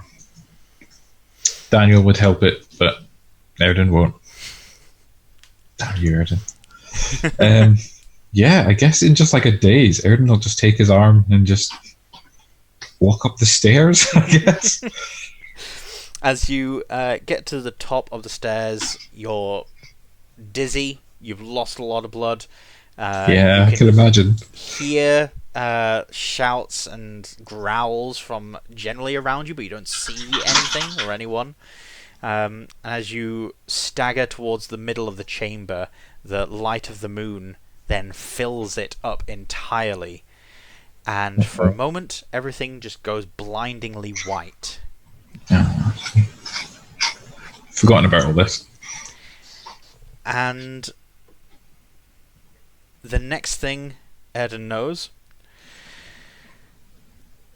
he is outside at the top of the hill, hand on the handle for the lift, his arm still in his hand. You're out of the temple. You don't know how you got out. You're not too clear on what happened in there after you came up the stairs. But you do hear the distant trickling of water, and looking to the south, you see that there is a stream that's coming from this area. This is probably where the water leaves out. How's Airden doing? Is everything kind of going a bit blurry? In and out of consciousness. Yeah. he'll make his way towards the stream. Not really looking out for anything or paying attention, just very like stream. But okay, the little girl's probably there. Maybe wash the wind. That's probably like base instincts, like wash wind. That's good. Yep. As you get there, you do see shivering in some bushes the little girl. She rushes out and tries to throw her arms around you, but of course she's got this like iron garrote, so she almost like bowls you over, as well as strangling you a little bit. And then she realizes, pulls back, notices your arm, and almost passes out herself for a moment, but then very quickly helps you clean it up and helps you towards the village. You are met by a cavalcade of farmers, and you also see that the trader, a little bit healed up, he's there waiting, embraces his daughter, thanks you, and tells you that come the morning he has sent word to a nearby city that he set off from, that his supplies were attacked. He's got replacement shipment heading that way, and he'll be able to pay you more as a reward. He's discussing something in the region of a percentage in his trades and 200 gold pieces. I'll just. What do you trade? What? Silks mostly, silks and spices. Oh no, that's not good. A silk arm? No, that's nothing. And then I think Airden like passes out. Right.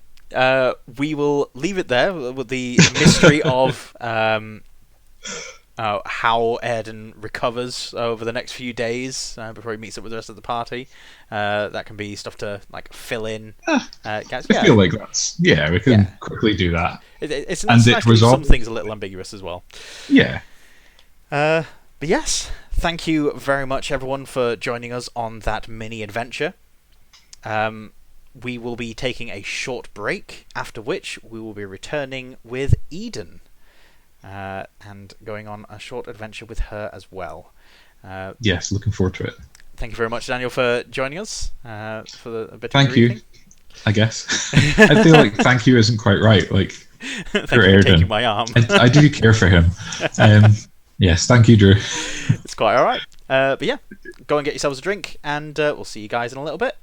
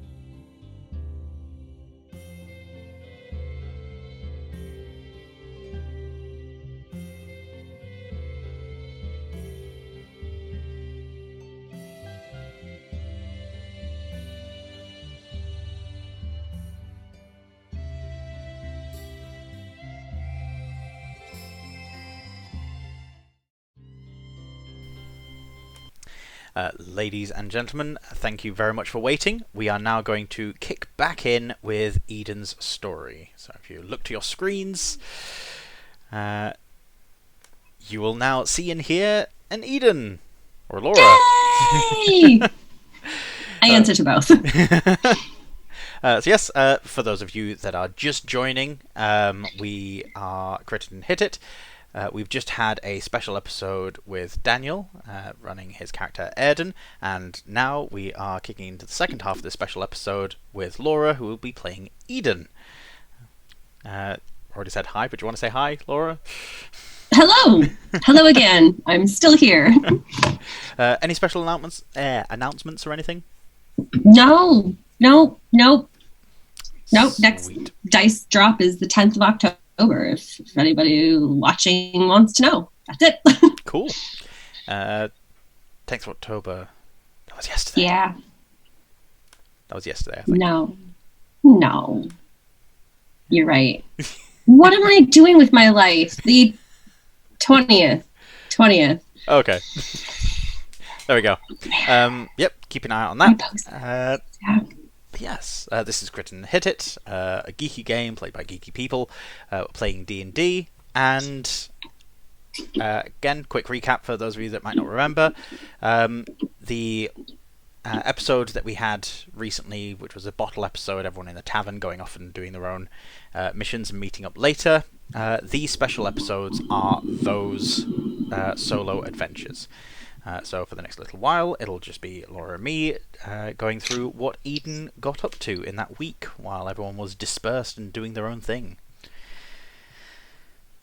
We will open with Eden heading towards a small... Tavern's the wrong word. This is more of an upmarket establishment than that. It's more of a private club. It's a drinking and food establishment. It's rather fine for the kind of clientele that they're trying to attract. You are in the city of Udensorge. This is a Pengthan elf-controlled city. This is further to the north. It's got good trade relations with Tharansari, and it's a place that you'll have been to before and made acquaintances in. One of those acquaintances being Lyra. And Lyra sees you. She gives you a curt wave. She is sat at one of the outside tables under the awning with a nice bright sun glaring down on you. She is there waiting with a set of drinks for the two of you already. Waves you I'm going to go sit down. Yeah. Eden, thank you for coming. I got here as quickly as I could. I understand that you've been travelling recently, rather than spending time at home. Is everything all right? Yes. I think most things have been sorted out. There was some trouble with a demon brother, but he's dead now. So I think that's kind of all back to normal there, or as normal as it ever is. I did hear that your future brother-in-law was moving an army northwards. Still quite a ways south of here, but is there anywhere important that he's heading towards? Merca. I trust this girl, right? Yeah. Yeah. She'll be working for herself, but someone that you work with, and yeah.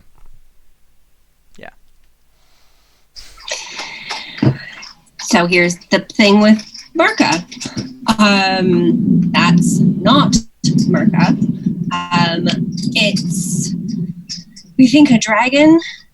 I don't know. There's no reason why Merca would be marching an army, but we've kind of avoided dealing with that up until now.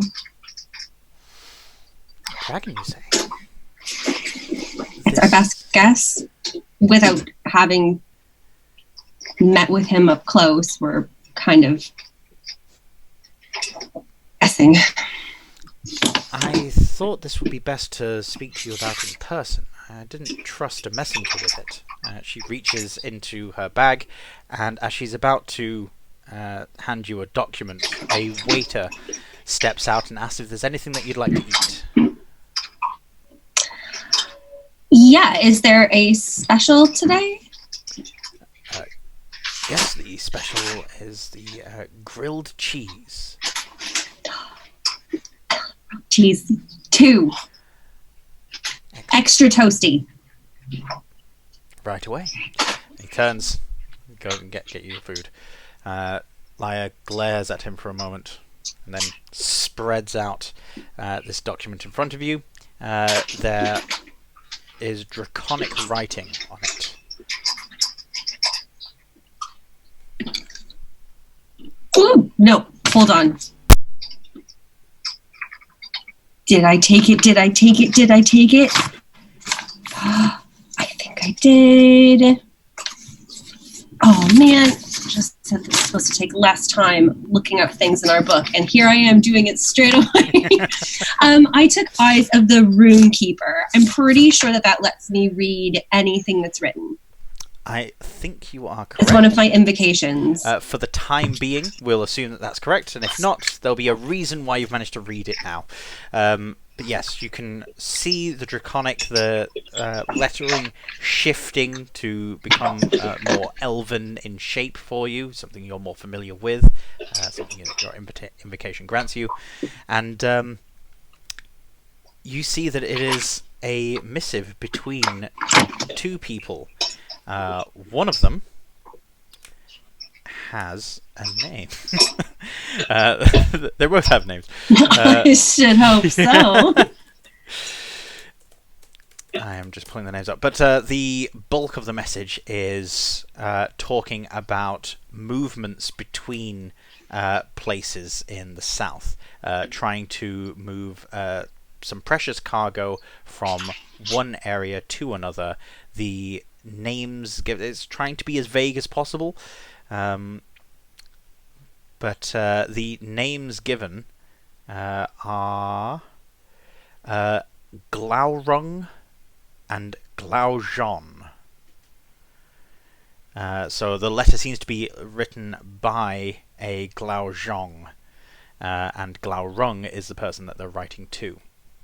There is suggestion in the letter that Glaurung has something that's brass or is something that's brass. The translation is not perfect. Lyra then tapping the document. I believe that given the language and the contents, the dragons have returned and they're making moves. I don't know what they're moving about. I don't know when this document is from, but it's recent.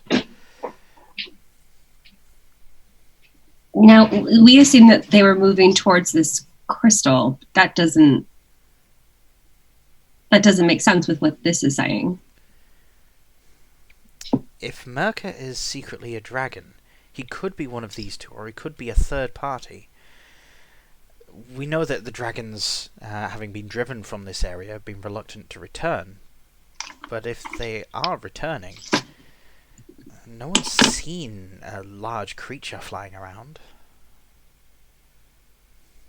Taking humanoid form would make the most sense.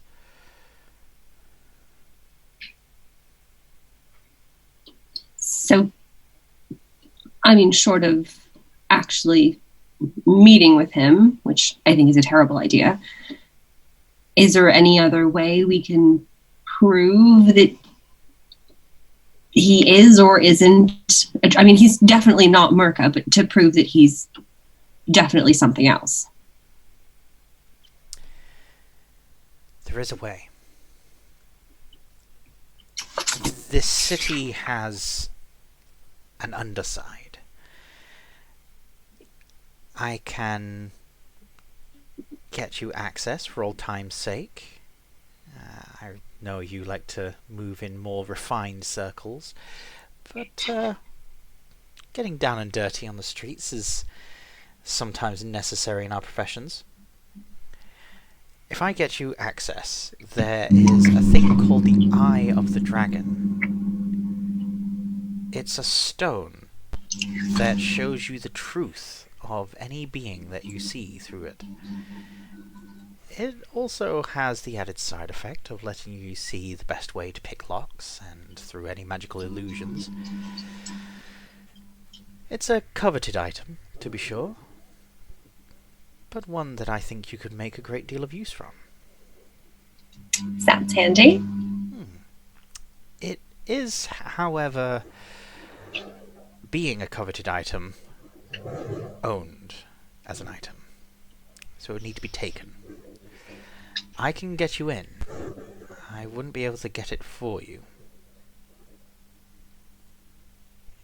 It's okay. Leave that to me. The waiter then returns with the grilled cheese, sets it down, and Laia immediately picks up a piece, and as she's about to bite into it, she glances her eyes off to the side, and then quickly throws the grilled cheese down, draws a dagger, and throws the waiter up against the wall, pointing the dagger towards his throat. You see that the waiter also has a dagger in his hand. I'll put my grilled cheese down. Damn it! I do have a sword. I do have a sword now, right? You do. I have a fancy ass sword too. How would you like to approach the situation?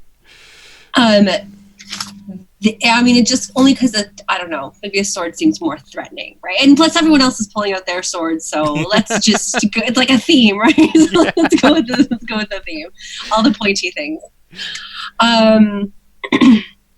Yeah, no, I just want to pull it out and point at him. Don't really want to stab it. Maybe stabbing into him a little bit. Oh, I want to show that I mean business, right? As you point it towards him, he starts to shudder slightly and drops his dagger. What are you doing? I was simply sent to do a job.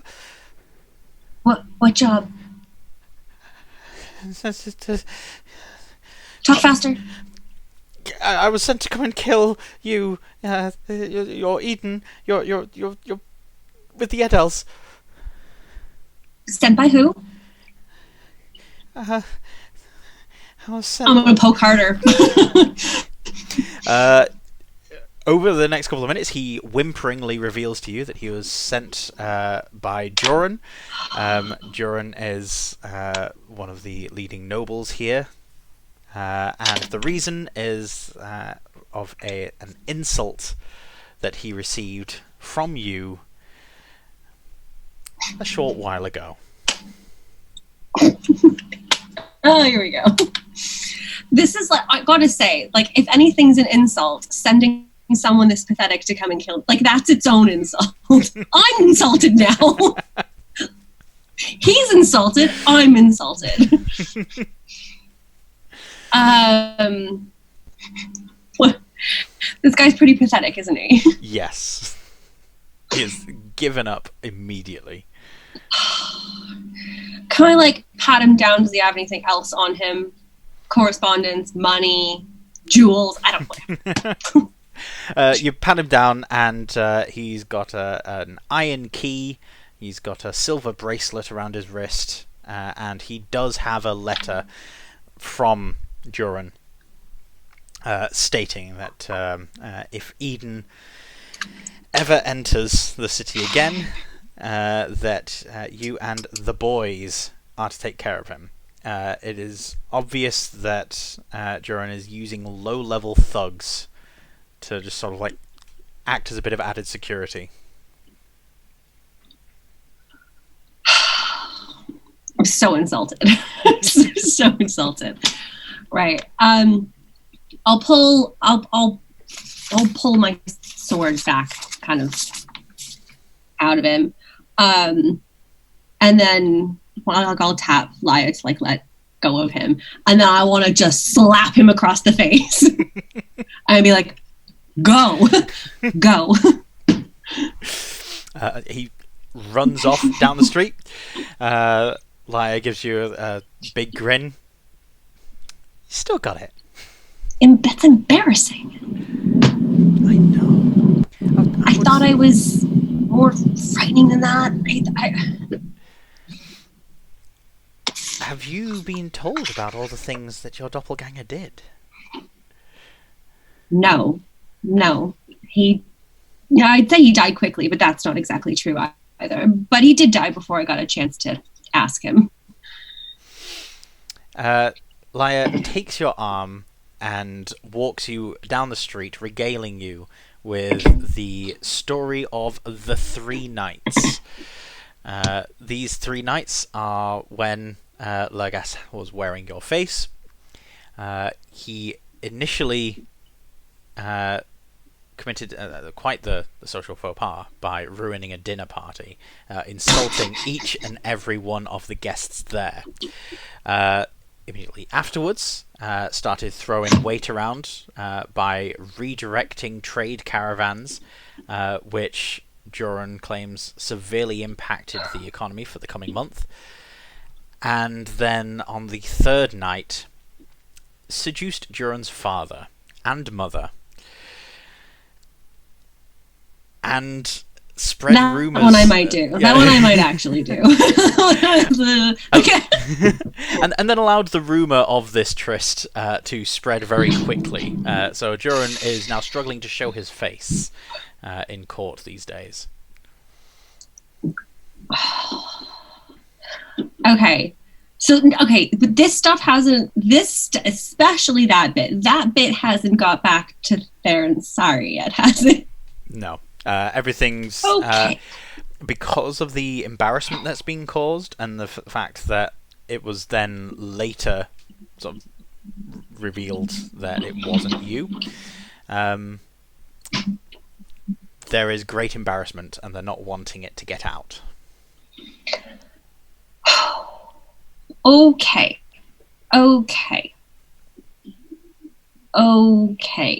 Wow. Right. He's supposed to be a demon. He's like the worst demon ever.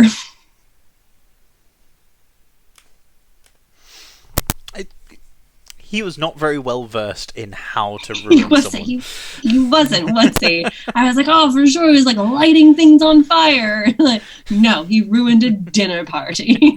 Well, okay, all right, that's all right. That's something I can handle. Mm-hmm. Okay, so that's now. Is that everything, or is that just what Lyra's heard so far? Sorry, say again.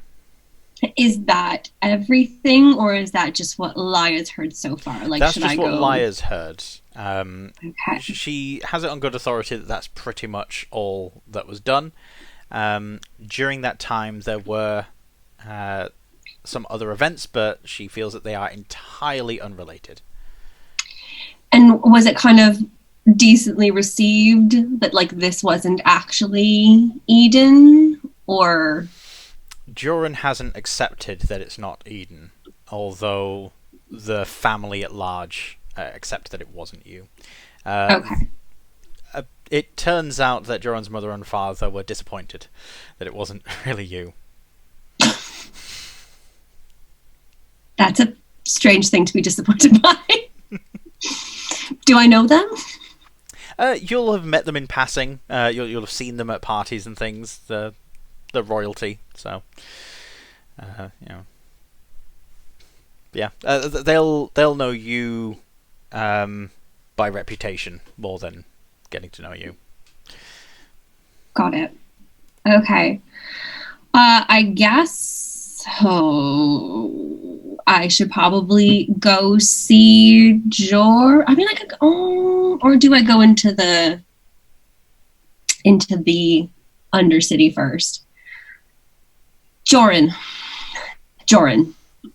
Oh wait, because it's date. No, it's always dark. It's always dark under the ground. Right? Like, I'm waiting for nightfall, but wait, it's underground, so it doesn't matter. Wow. Daytime Brain in the dark power. place. Brain power failing. Not a good omen. Okay, yeah. Jordan first. Then hopefully I can try and get him to call off the rest of the useless would-be assassins, tarnishing the name assassin. As you approach the gate and see the guards, would you mind giving me an insight ability check? Mm-hmm.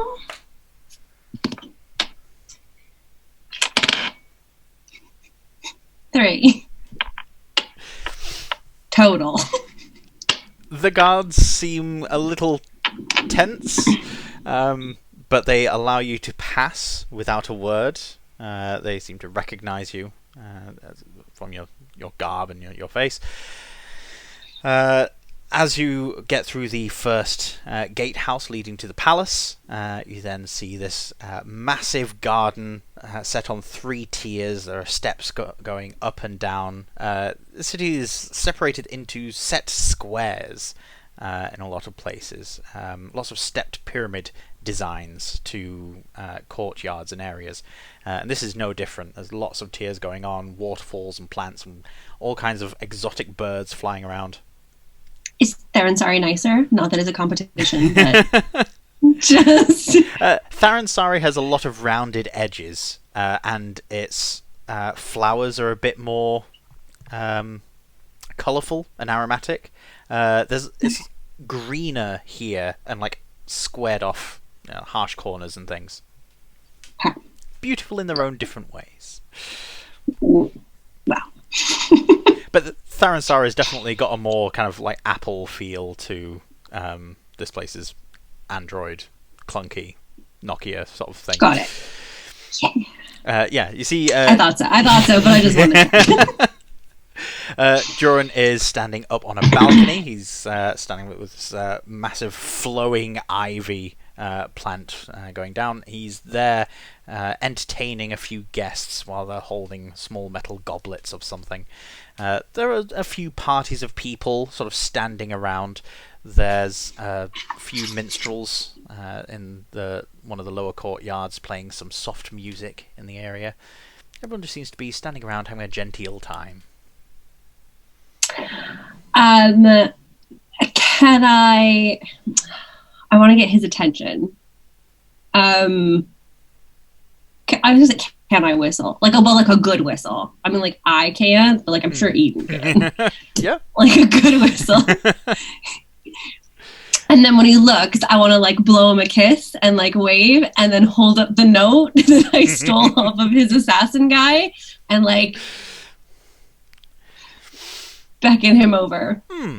It's supposed to be some mixture of being threatening and embarrassing. Yeah. I definitely want a charisma check. I think intimidation should get added to this if you're trained in that. I am absolutely trained in intimidation. What kind of murderer would I be without it? Right, so I can use just intimidation? Yeah, so D20 roll, add your intimidation, so charisma and proficiency. 6. I got 5. Your rules have been doing that tonight, like just short. I know, like of winning. I love these copper dice for how they look and they feel, but for some reason they are rolling almost universally low. Like I've had a couple of like 16s and 15s rolled, which total to a few higher, but a lot of them have been low. Anyway, he apologizes to his guests and starts the long journey down 3 flights of stairs to meet up with you. As he does so, he is immediately flanked by a much smaller, snivelling person. This is one of his hangers-on that he keeps around court. This is Snolzy, as he's called. He's got a much longer, more elven name, but that's his like nickname that everyone knows him by. Sounds tedious. I see that you've shown your face again, Eden. Yeah, my actual face this time, but I see that your rumours that it was an impersonator last week have done the rounds, and most people are accepting it as fact. I must say, well done on that. It's not easy to get people to think that it wasn't truly you. Look, I'm going to try and say this in the nicest way possible, but believe me, if I wasn't me, I would never sleep with you. Why would I make that up? Is the real question. Yes, well, I'm more concerned about the effect on our economy. You have to understand that with the dwarves having reinforced some of their garrisons to our western flank, we've had to spend a lot more on military in this past decade than we otherwise would. We were needing those shipments of silks. Now, unless you can provide some details of a more efficient silk trader, those gnomes that we had been using for centuries have now taken their business elsewhere because of your actions. Not my actions, though. Well, I'm Right. certain that the lack of business heading to Tharansari in the coming years will sting you as much as I've been stung. Look, Jordan, we can sort this out. Now, my face insulted you with somebody else running my body, and then you sent that really horrible assassin that insulted me, and maybe we can just call it even.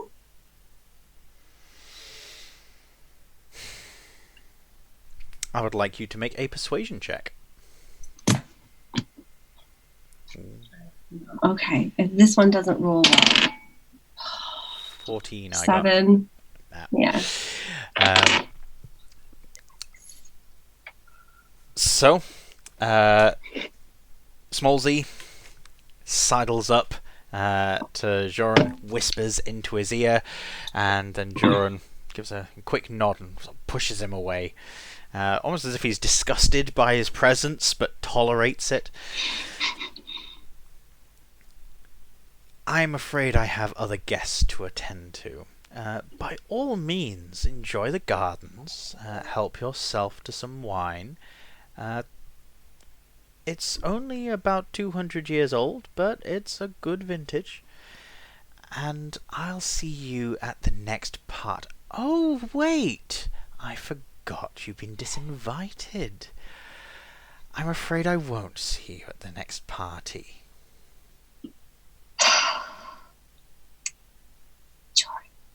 Jordan, I'm being very generous here. It would be a lot easier for me to just beat some sense into you, but you have guests. That's not appropriate, is it? So maybe we can try this one more time to do it the nice way. We can work together, fix the trade. I'm willing to help, even though it wasn't my fault, which I think is exceptionally generous of me. Tharansari and Udin Sword can maintain good relations. It would be an awful shame. Awful shame. I don't know if you've heard these rumors about Merca marching an army. I mean, who even knows where they're going? I mean, and with him soon being my brother-in-law, it'd be a real shame if he was offended by your actions towards me. Indeed. There was a Takintyre contingent that moved past our borders some months ago, and now the Edels march north. You wouldn't by any chance know why these forces are moving around, would you? In exchange for that information, I would be willing to overlook a great deal.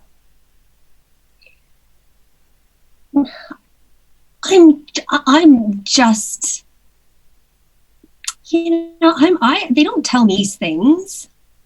I'm just kind of there to, help the country out. And I do things like, go out and meet the people. I don't know anything about wars and soldiers.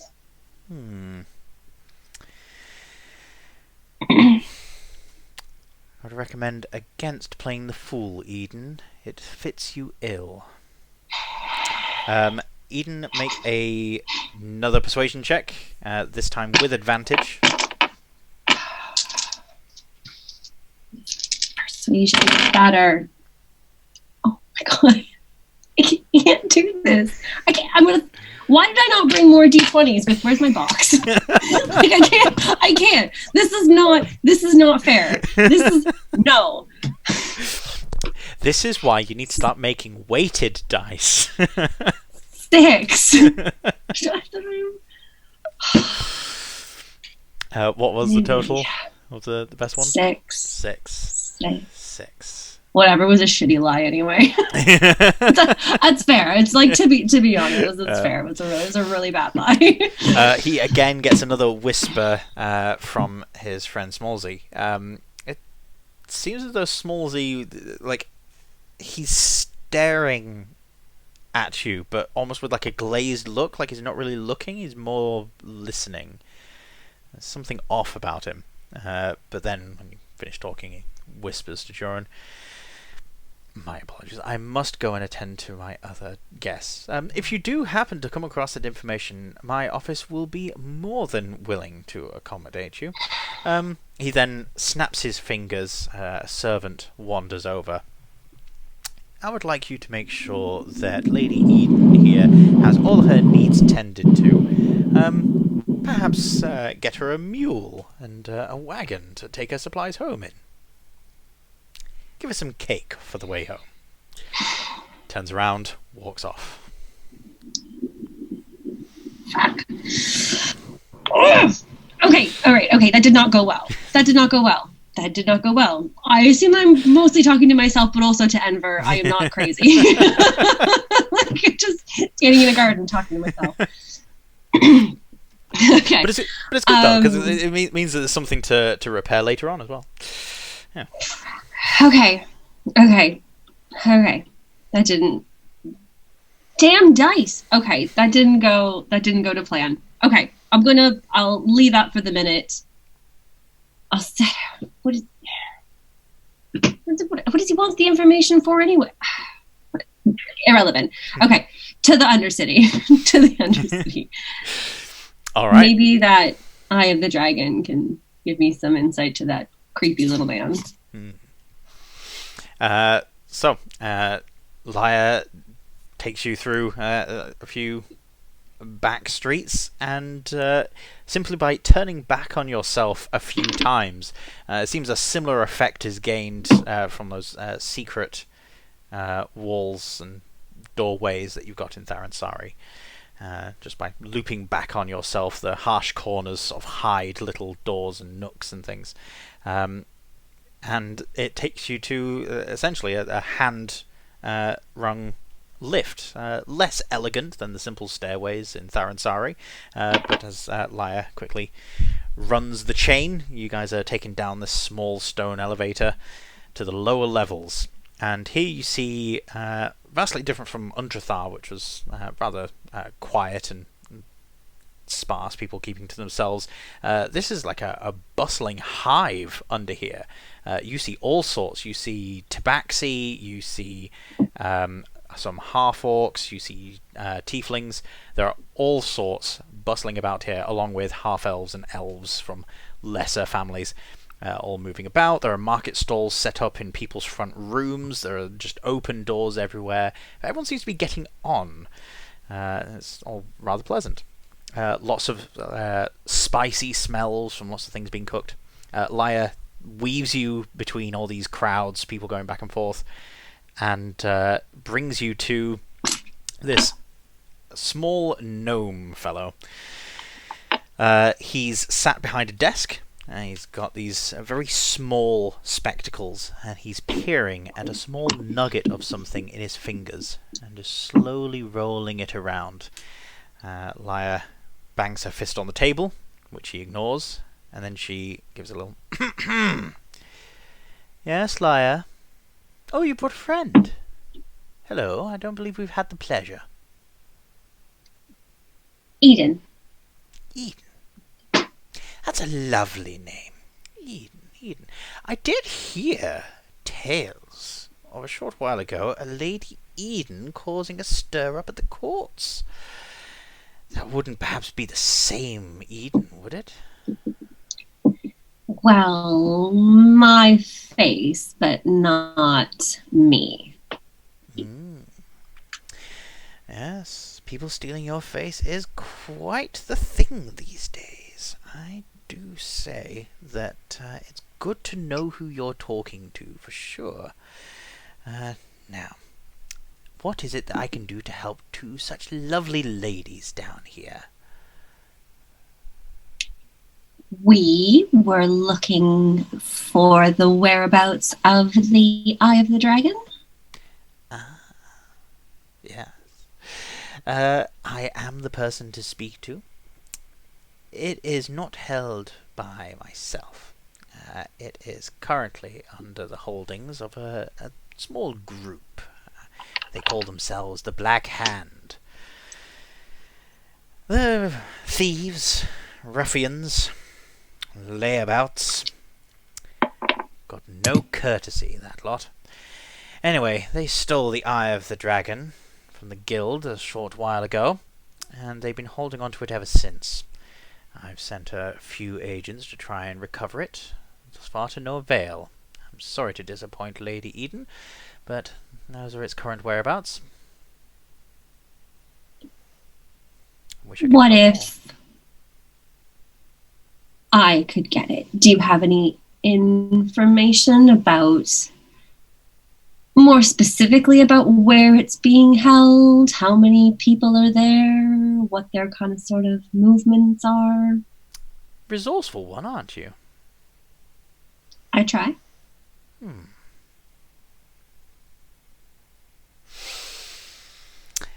Yes, well, he reaches into his boot and pulls out a small, stiffened piece of parchment, which he then flicks and hands to you, just in case you ever need it. It appears to be his business card, but you can see that it's got a perforated seam down the middle, and there is magic woven throughout. Just by ripping the business card in two along the perforated edge would cast the sending spell, so you can send a quick message to him and arrange to meet if you need to. Awesome. I want business cards like that.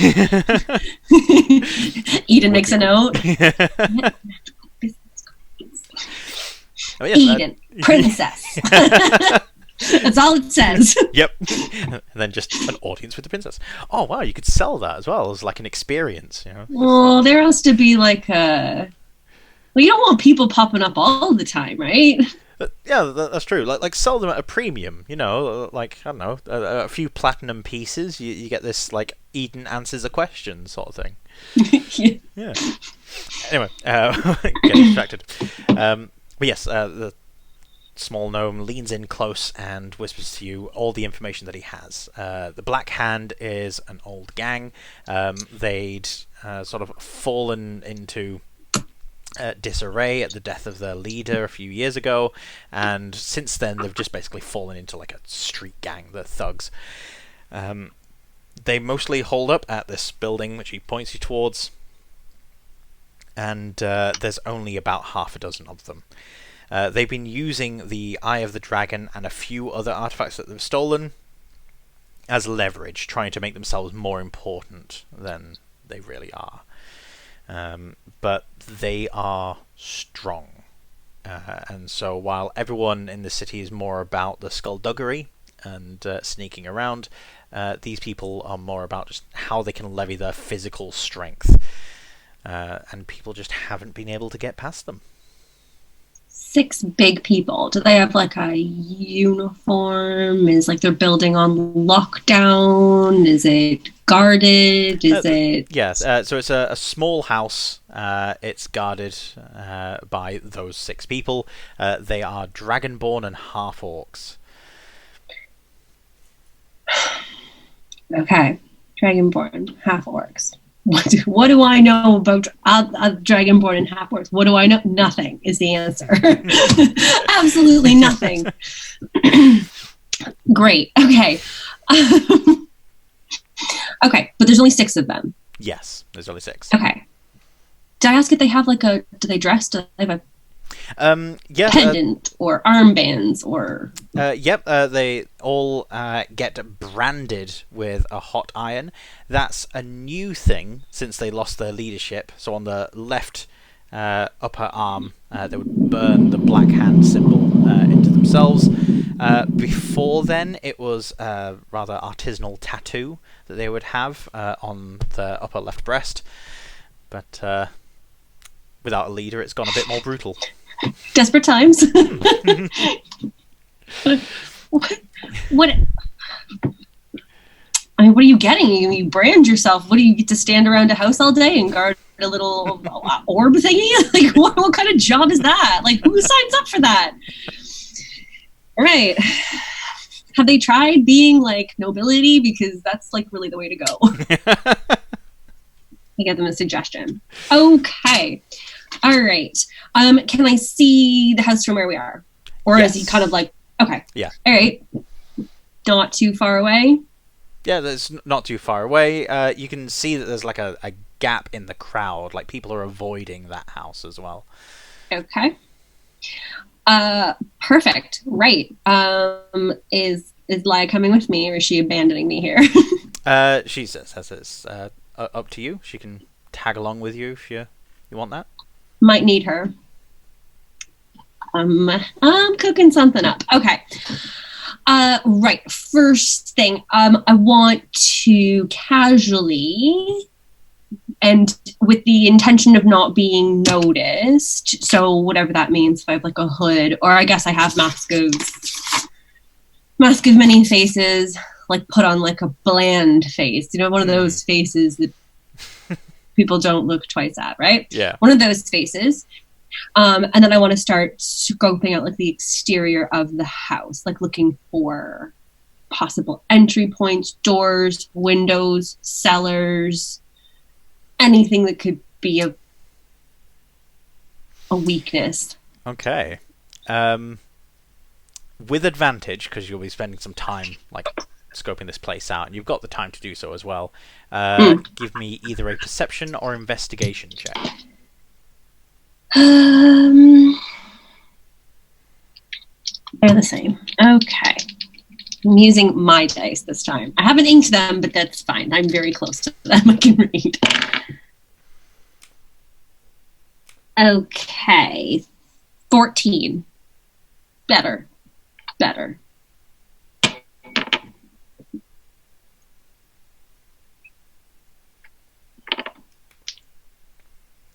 Right.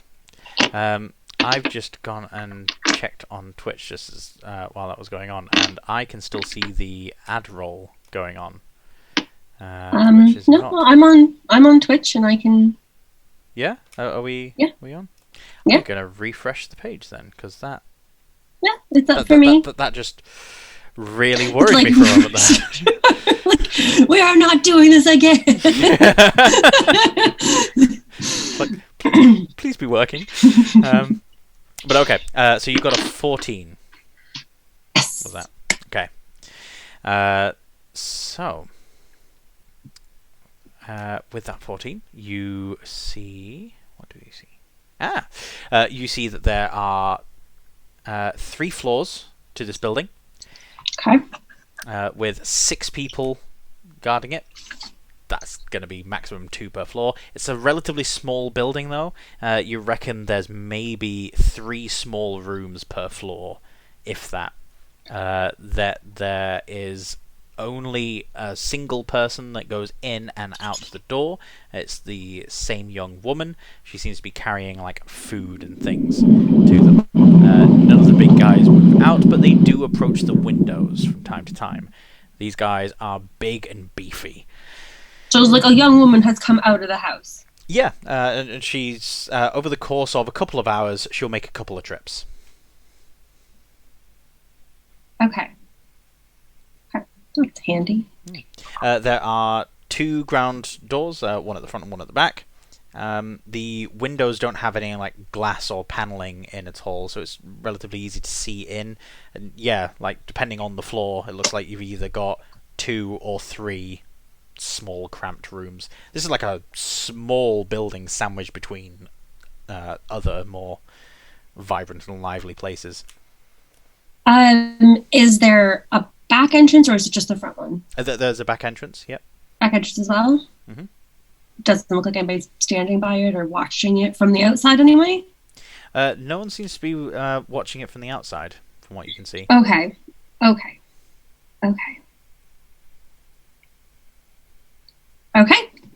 I think I have a plan. Okay. I think I have, okay. Plan. Wait. Yeah, okay. I don't know if this is... I'm going to try it, okay? It's a 2-step thing, okay? So I'm going to get Laya to distract that girl. I'm going to take her face. I'm going to go inside. And I think that she's just delivering food. So I'm going to just go in and make the attempt to deliver more food or whatever. There's extra pastries that didn't get eaten. Someone needs to eat, right? Orcs like pastries, right? Who doesn't like pastries, right? Doesn't matter. It's not a racial thing. Jeez, Aiden. While I'm distracting them with pastries, I'm going to see if I can get Enver to find like the specific location of the... I'm calling it an orb. Eye of the Dragon. I'm assuming it's...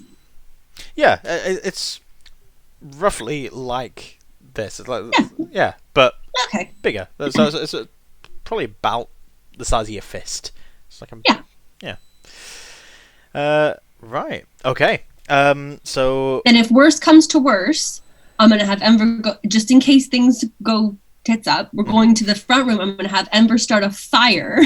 Okay, in the front room, and hopefully try and get shitty plan. I get everybody to go to the front room, and then I'll like run around the house and try and find it.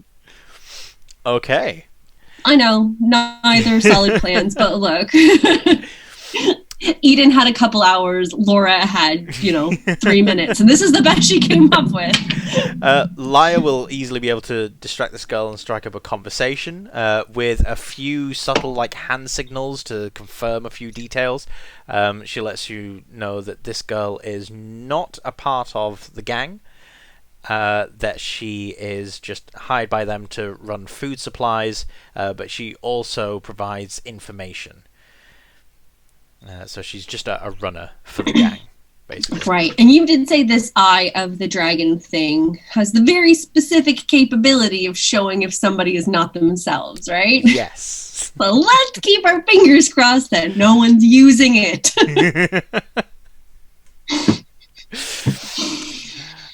Yeah, so you assume her face. Yep. You've got a basket of pastries, which will just cost you a few copper pieces to grab a few of those from the shop. But really nice ones. This needs to be that's the goal. These are pastries of distraction, so they need to be. This is a very specific plan here, and I don't want it to fail because the pastries were shit. I want what a kick in the teeth, right? If it did, good pastries. The top shelf. I'll pay extra. It's fine. Having gone out your way to find good pastries, I'll say that you get advantage on your next attempt to try and interact with people where pastries are involved. Through pastries, thank you. what a strange talent to have. Oh man, I'll bring Jordan some pastries. There you go. Bribe him. With pastries. It's the way to a man's heart, apparently, through his stomach. Okay. You head up to the door. The door is opened. Someone's been watching the door as you approach. This is a massive dragonborn. He's got this sort of pale yellow colour to his scales, and as he steps back, watches you and almost like sniffs at you. Not like to smell you, but like almost like an intimidation thing. Just like, I'll stuff the pastry.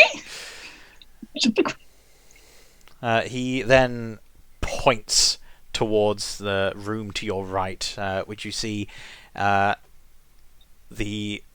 window has been like blocked off from that room.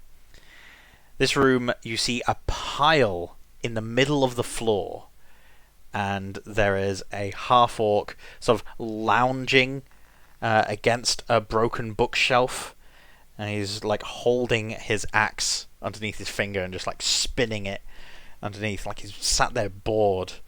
And he sees you come in, he throws the axe down. Food! Pastries. Do you want me to get the others? They're fresh, they're warm right now. Meat. Pastries. So there's like meat pastries, right? Yeah, you can get meat pastries. I mean, we are in England, so if... Yeah. Some pork pies or something. I don't think that's like, because that's not like a world thing. So most people would be like, meat pastries. It's a thing. It's a thing. Is that like I'm not very worldly, I must say. Is meat pastries not a thing? No. No, wow. It's not. No, I know, right? It should be, but it's not. Yeah, you go to Canada or like the US and ask for a meat pastry. Well, I mean, they'll already think you're weird because you're British, so you could probably get away with it. But oh, good. There you go. I'll just go in, going like, "Top of the morning, governor." Yeah, that'll endear me to them. Okay. Give me a persuasion check. Oh no, performance. Performance. Yes, you're right. but Okay, you get advantage because you're using. I get pastries. advantage. Okay. Pastry performance. 21. Nice. I got an 18. I know. Right. Remember, so I want to try and get like the rest of the house. I know it's 3 floors or whatever, but like to call for like, everybody come get your pastry, do like a dance or a song. I don't care, but like that's the plan, so that Enver has like a free, as best we can, try and get everybody to come to the pastries. Everyone comes down. While everyone gathers into the room, the orc looks at everyone. My room! Go! And tries to shove everyone back out, but they are clamouring for these pastries. Right, I want Enver, like as quick as he's just got to go find the thing. The thing... Please don't tell me it's in this room. It's in this room. It's in this pile of things. You see that this is a pile of jewellery, some leather-worked things. There is this ruby sat on top. There is this strange diadem. And also a thin silver dagger. It looks like a miniature rapier.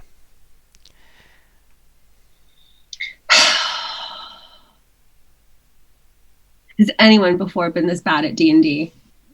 Okay. I still got both my arms, Airden. Okay, I'm kidding. I think he's watching as well. So.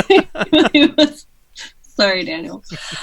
The bar is really low now, right? Like, that's how low it is. Like, you come out with both your arms. Like, yes! Wait. Limbs intact. Okay. Now, where in this... Okay, so where in this pile is the orb? Where is the orc? Like, I need placement detail. So it's a square room, right in the centre, pile of goods.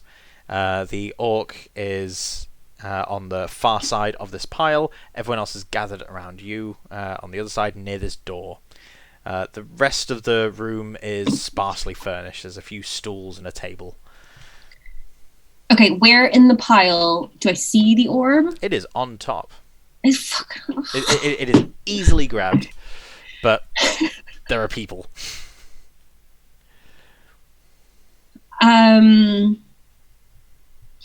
Okay. Another terrible idea. Right. Okay. So because there's the orc standing on the other side of the pile, right? Yeah. And that's the orc that likes the meat pies.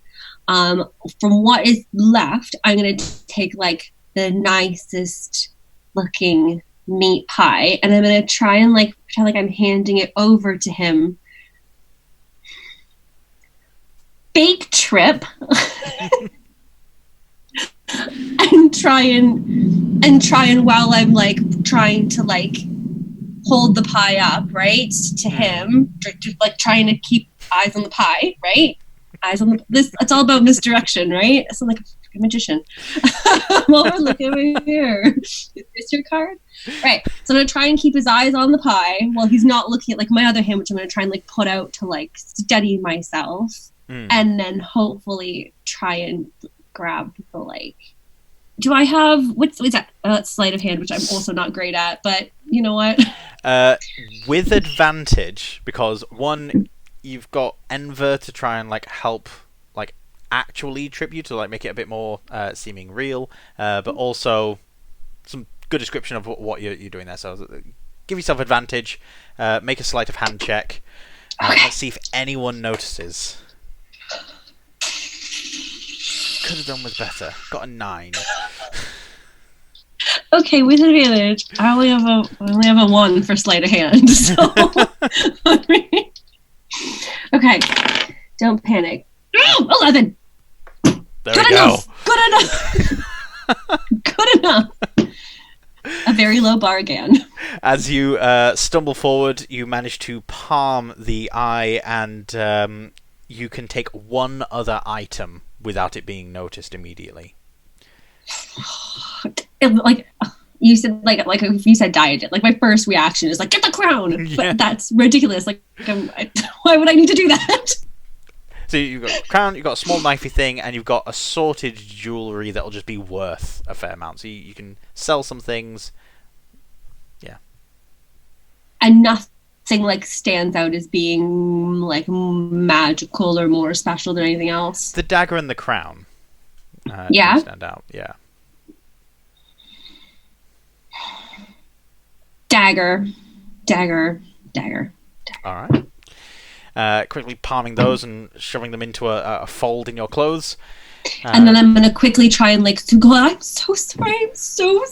I'm gonna try and like fake cry, which Eden is good at. We've used this before. We have established this. It's canon. We've used it before. And like, just that, like, she's like stupid and flustered and trying to like apologize, and yeah. He takes the meat pastry out of the basket, chomps into it while locking eyes with you.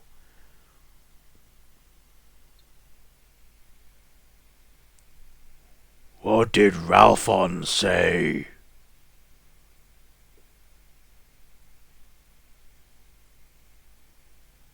I haven't spoken to him yet.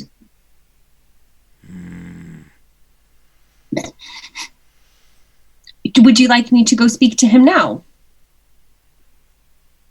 More. Bring more meat pie. Absolutely. Thank you. He then turns and broods in his corner. Everyone else has just sort of like started dispersing throughout the house with their various pastries. Looks like you're left to your own devices. Escape. Yeah. I kind of wanted to light it on fire, but okay, it's fine. There'll be other houses. As you dash out the door, you are passing the girl, Lyra, sort of looking a bit anxious, as if she's like not managed to keep her as long as she wanted. She's like, yes. What would you like to do as she passes you and sees your face? Nope. Okay, am I outside yet? Yeah, so you'll be outside. Everyone else is walking up the steps. inside. Yes, all the big guys. No. I am going to link my arm through hers and go, this way! This way! Close the door behind me!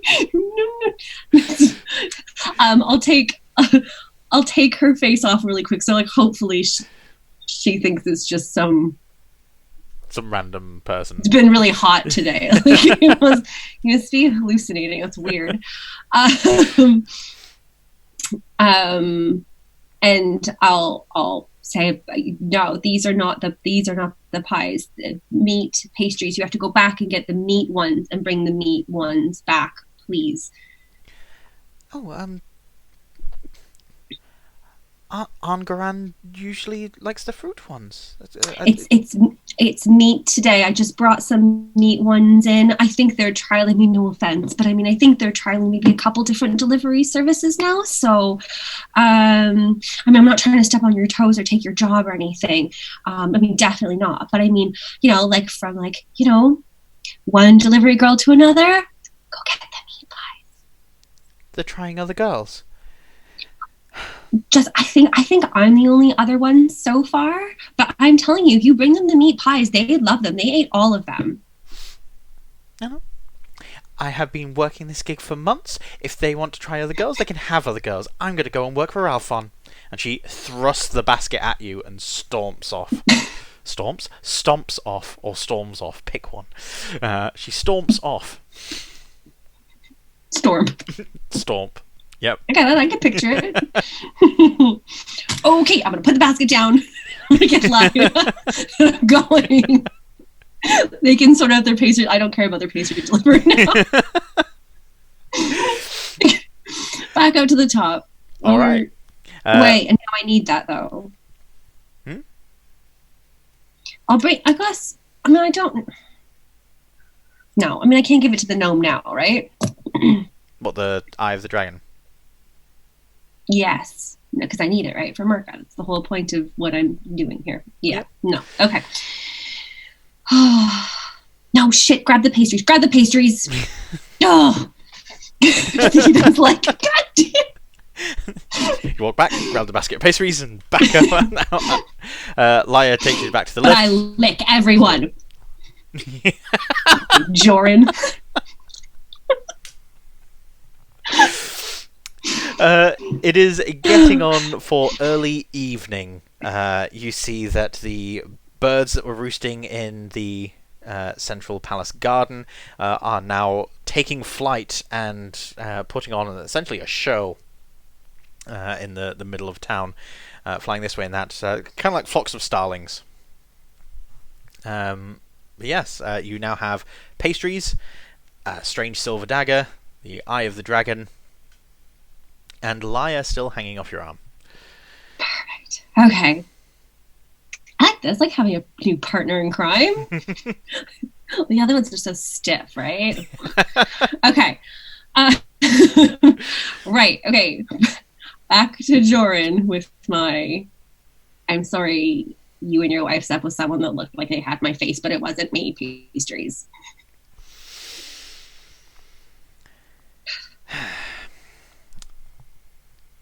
I would very much like to accept an apology, Eden. I do have an army standing by which could travel south to go and meet and perhaps slow down the Edel army. As I say, we have been funding our military for quite some time now, and we do have the capability of outfiring the Edel army. We are better archers. If only I knew where they were going. And a little bird tells me that there are those that know. Surely if you don't know, you'd be able to find out, Eden, a woman of your talents. I haven't met with Merca yet. I don't really know what to do about it. I don't know where he's taking the army. I know he was or is headed in the direction of what was a crystal, but I don't understand. I don't know what any of it means. And that is all the information that I have. I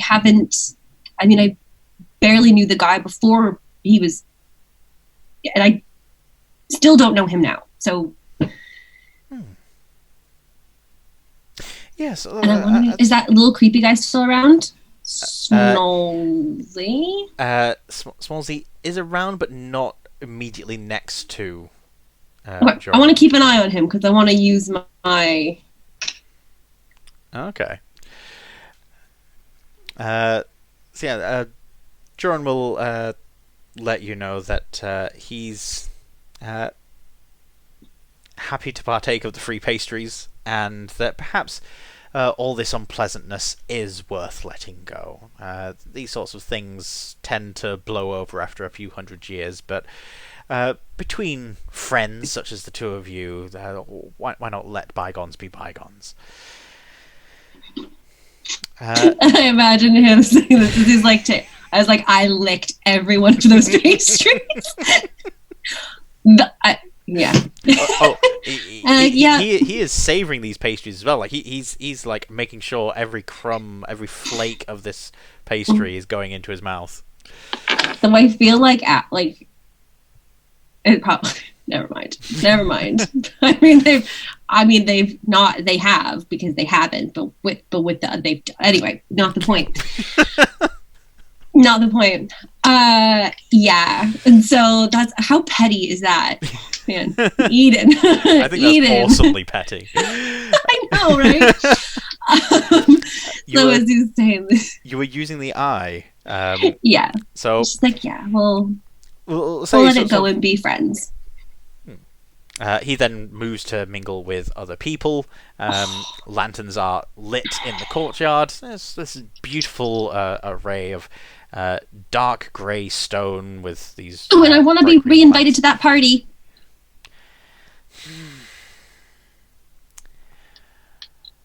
Fine. Eden, you are re-invited. I shall let the guards know. Thank you, Joran. I'll need to write another letter and tell the Black Hand to back off now. Yeah, well. I'll, That last guy wasn't from the Black Hand. Oh, well, I'd hired the thugs from down under. They use a few surface dwellers to do some petty crime up here. We allow them to get away with it because it helps fund their efforts and keeps someone else from getting too big downstairs, you know?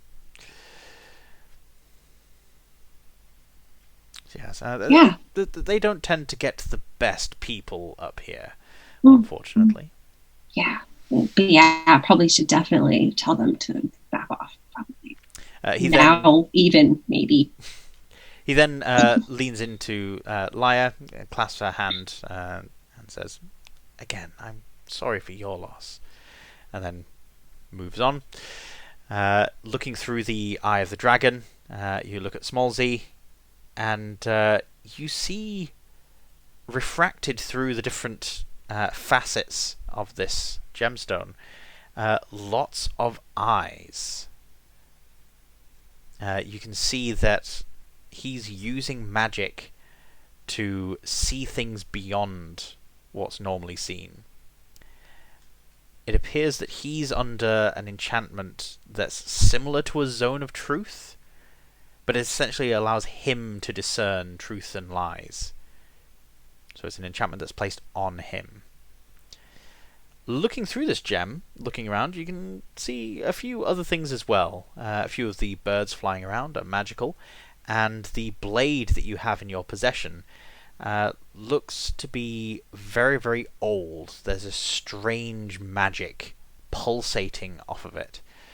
It will take you some time to work out what that magic means, but it's a very powerful magic dagger. Okay. All right. That was mostly successful. I think that's a good place to start to draw things to a close. Is there anything that Eden would like to do before ending the session? No, no, no. I've actually just go and enjoy the party. Why not? Yeah. I feel like I've earned it. Minstrel music gets louder. A few Both dances hands, are started. both arms. You came out of that relatively unscathed. I know, right? So your reputation seems to have been repaired. You did reveal to Duran that they are moving towards a crystal, which seemed to pique his interest. But yes, you now have the Eye of the Dragon. You're able to see through enchantments and see some magic and things, and through illusions. And you've also got the Strange Magic Dagger, which enough time will have passed by the time we get to the next session that you'll know immediately what that does. You got it. But yeah, everyone that's watching, thank you very much for watching Crit It and Hit It. Thank you. And we'll see you guys next time. If memory serves, we're doing next Friday rather than in the fortnight, aren't we? Not with you and Daniel, but with Abby. And I think Kerry as well. But we'll sort that out. But yes, another special episode next week rather than next fortnight. We'll see you guys next Friday. Yeah. Well, I won't, but you will. Yes.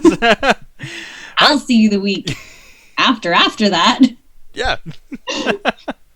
Thank you, guys. See you later. Bye. Bye.